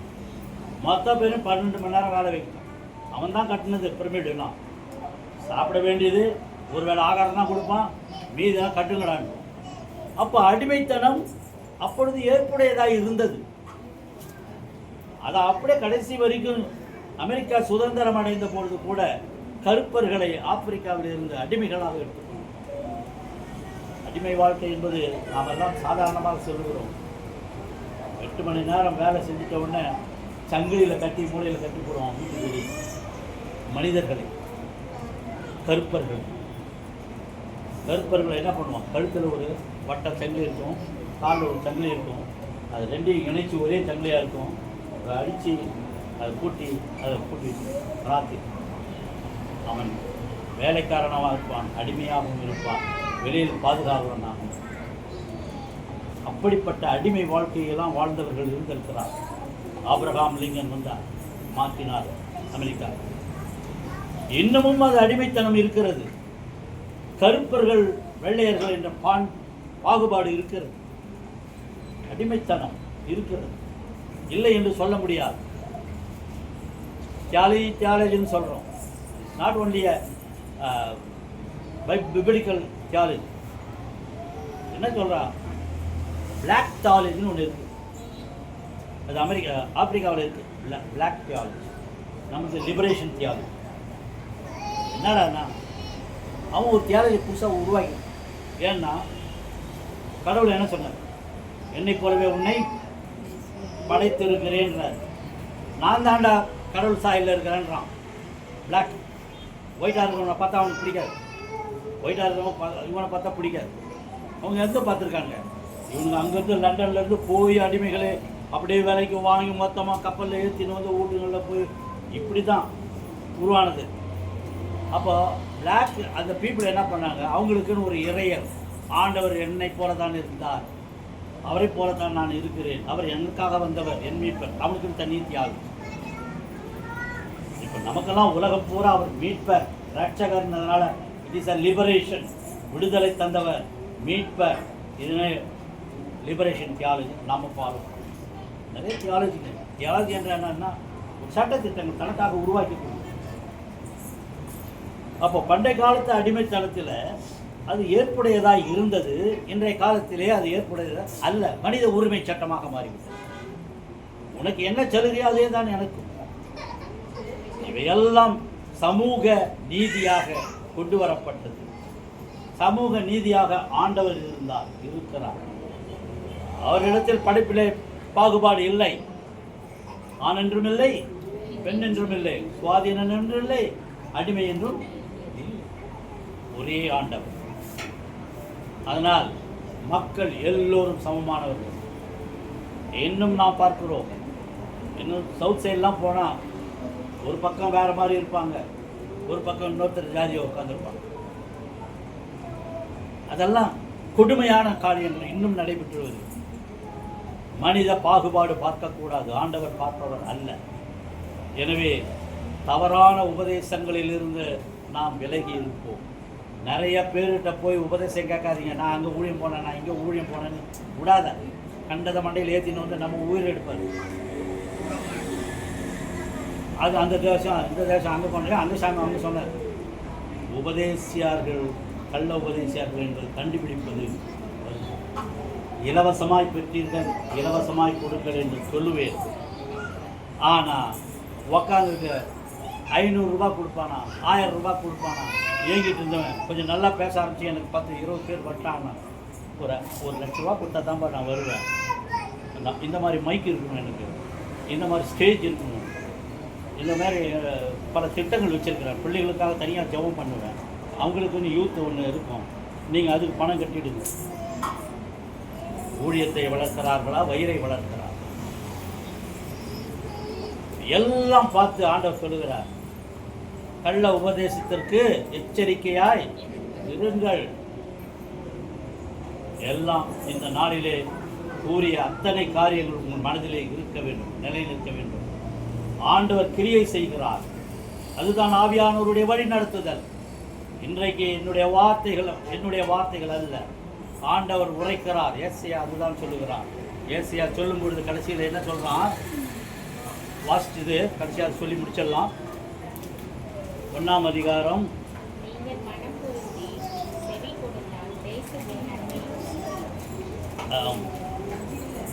மேலே நன்மை செய்யப்படும். ஆமாம், நீங்கள் செய்ய வேண்டியது 16ஆம் வசனம். உங்களை கழுவி சுத்திகரியுங்கள், உங்கள் கிரியைகளின் பொல்லாப்பை என் கண்களுக்கு மறைவா அகற்றி தீமை செய்தலை விட்டுவிடுங்கள், நன்மை செய்ய படியுங்கள். அவ்வளோ இது உபதேசம். ஆனால் நாம் எப்படி இருந்தோங்கிறதுக்கு எப்படி பார்க்கணும்? 12ஆம் வசனம் 13ஆம் வசனம் பாரு. ஆமாம், நீங்கள் என் சன்னதியில் வரும்பொழுது என் பிரகாரங்களை இப்படி மிதிக்க வேண்டும் என்று உங்களிடத்தில் கேட்டது யார்? நீ இப்படிதான் வரீங்க, நான் ஒன்றும் கேட்கலையாடா, நீ காணிக்கை கூட என்ன கேட்கலையாடா? இனி வீண் காணிக்கைகளை கொண்டு வர வேண்டாம், தூபம் காட்டுதலும் எனக்கு அருவருப்பாக இருக்கும். நீங்கள் அக்கிரமத்தோடைய ஆசாரிப்பும் மாத பிறப்பையும் ஓய்வு நாளையும் சபை கூடுதலையும் நான் இனி சகிக்க மாட்டேன். ஏன் உங்களுக்கு பொல்லாப்பான சிந்தனைகளோடு அடிமைத்தனத்தை மனதிலே வைத்துக் கொண்டு நான் இங்கு வருகிறேன், இந்த திருச்சபைக்கு வருகிறேன், இங்கு என்ன காரியங்கள் நடைபெறுகிறது என்று யாராவது கேட்டால் சாட்சியாக சொல்ல வேண்டும். இப்படி பண்ணிட்டாங்களாம் 2 பேருக்கு சொன்னால் அவன் 10 பேருக்கு உட்காந்து இதுக்காகவா இங்கேருந்து கற்றுன்னு போறீங்க? யோசிக்கணும். இந்த திருச்சபைக்கு வந்து நல்ல காரியங்களை கற்றுக்கொண்டு வெளியே போகும். இந்த காரியங்களை குறை கண்டுபிடிக்க வேண்டும் என்று யார் தெரிந்து கொண்டு இருக்கிறார்களோ அவர்களிடத்தில் போய் அமர்ந்து ஒருவேளை சாப்பாட்டுக்காக உன்னுடைய புத்திர பாகத்தை வித்து விடாதே. புத்திர பாகம்னா கர்த்தருடைய காரியங்கள். இங்கே நீ கற்றுக்கொண்டுகின்ற காரியம் உன்னையும் விடுதலையாக்கும். நீ போய் சொல்லுகின்ற இடத்தையும் அவர்களையும் விடுதலையாக்க வேண்டும். அதை விட்டுட்டு அங்கே போய் இப்படி சொன்னாங்கடி அப்படி சொன்னாங்கடின்னு நீ அங்கே உட்காந்துக்கிட்டு ஒரு வேளை சோறு தின்னுக்கிட்டு இந்த திருச்சபையை காட்டி கொடுப்பீர்களால் உங்கள் மீது விழும் சாபத்தை நீங்கள் ஏற்றுக்கொள்ள முடியாது. ஜாக்கிரதையாக இருக்கும். திருச்சபைக்கு வருபவர்கள் சாட்சியை சொல்ல வேண்டும். சாட்சியாக நடங்கள். இதைத்தான் ஆண்டவர் விடுகிறார். உன்னுடைய காணிக்கைகள் அவர் விரும்புகிறவர் அல்ல. என்ன போட்டிருக்க? உன் தூபம் காட்டுதல் எனக்கு அருவருப்பானது என்று சொல்லுகிறார். நீங்க உட்காந்துட்டு இந்த திருச்சபையில் கேட்கிற புத்திமதிகளை, அறிவுரைகளை, ஆண்டவருடைய வார்த்தைகளை கேட்டு பயனடைய வேண்டும். இதில் குறை சொல்வதற்காக காத்து கொண்டிருக்கிறார்கள் அக்கம் பக்கத்தில். அவர்களிடத்தில் நீ போய் சாட்சி சொல்லி உன் பாவத்தை ஏற்றுக்கொள்ளாது. இதுதான் ஆண்டவர் ஏசையா அந்த காலத்தில் கள்ள உபதேசத்திற்கு அடிமையாகி விடாது. நீங்கள் உங்கள் கைகளை விரித்தாலும் என் கண்களை உங்களை விட்டு மறைக்கிறேன். நீங்கள் மிகுதியாய் ஜெபம் பண்ணினாலும் நான் கேளேன். என் பிள்ளைங்க என்ன கவனிக்கிறேன், என்ன பிள்ளை ஆட்டு ஊட்டுன்னு பெணாத்தாத. நீ சரியா இருந்தால் எல்லாமே சரியாயிடும். தப்பு என்கிட்ட தான் இருக்கு. அப்போ நான் என்ன தான் மாற்றிக்கணும். அப்படித்தான் நான் எடுத்துக்கொண்டால் என் குடும்பம் சமாதானமாகும். ஆண்டவர் இதைத்தான் கற்றுக் கொடுத்தார். எனவே அடிமை வாழ்க்கையில் வாழ்ந்து கொண்டிருக்கும் நமக்கு ஆண்டவர் தருகிற ஒரே சமாதானம் விடுதலை, விடுதலை, விடுதலை. அந்த விடுதலை பெற்ற மக்களாக இந்த திருச்சபையிலே நாம் நீடித்திருப்போம். ஆண்டவர் கிருபை செய்வார். ஆமாம். ஆண்டவருடைய வார்த்தை கேட்டு நாம் அனைவரும் எழுந்து நின்று பொதுவான விசுவாச பிரமாணத்தை நம்ம எல்லாரும் சேர்ந்து அறிக்கை செய்வோம்.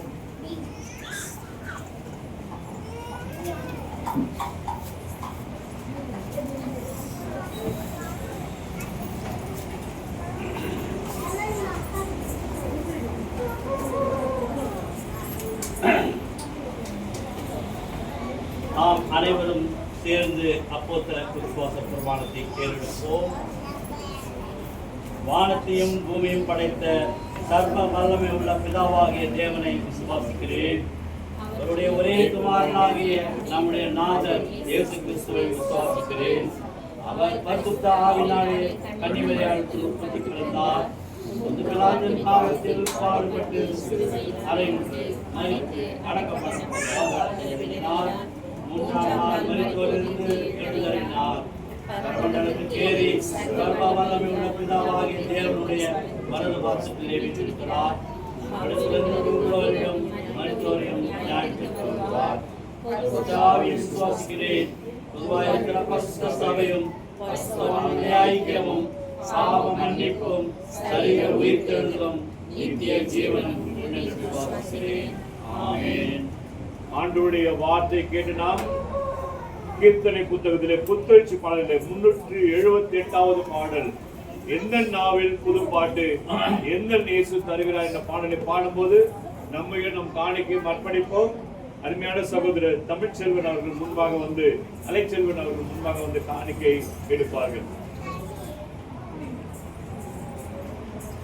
எந்த நாவில் புது பாட்டு எந்த நேசு தருகிறார். எந்த நாவில் புது பாட்டு எந்த நேசு தருகிறார். ஆனந்த கொள்ளுவேன் அவரை நான் பாடுவேன் உயிருள்ள நாள் வரையில். அல்லேலூயா. ஆனந்த கொள்ளுவேன் அவரை நான் பாடுவேன் உயிருள்ள நாள் வரையில்.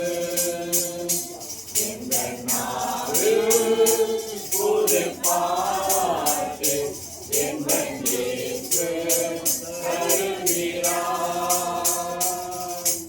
பாவ இருள் என்னை வந்து சூழ்ந்து கொள்கையில்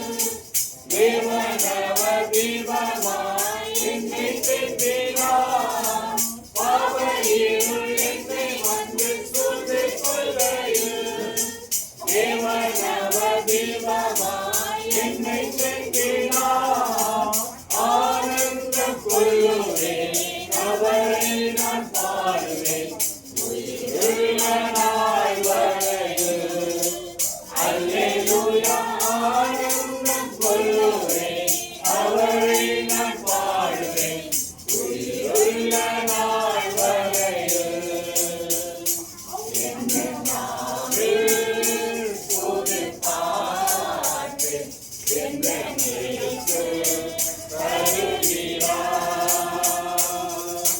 வாதை நோயும் வந்த போது வேண்டல் கேட்டுட்டார், பாதை காட்டி துன்பம் எல்லாம் நீக்கி மீட்டுட்டார். பாதை நோயும் வந்த போது வேண்டல் கேட்டுட்டார், பாதை காட்டி துன்பம் எல்லாம் நீக்கி மீட்டுட்டார். ஆனந்தம் கொள்ளுவேன், அவரை நான் பாடுவேன் உயிருள்ள நாள் வரையில். அல்லேலூயா, ஆனந்தம் கொள்ளுவேன், அவரை நான் பாடுவேன் உயிருள்ள நாள் வரையில். எந்த நாளில் புது பாட்டு எந்த நேசு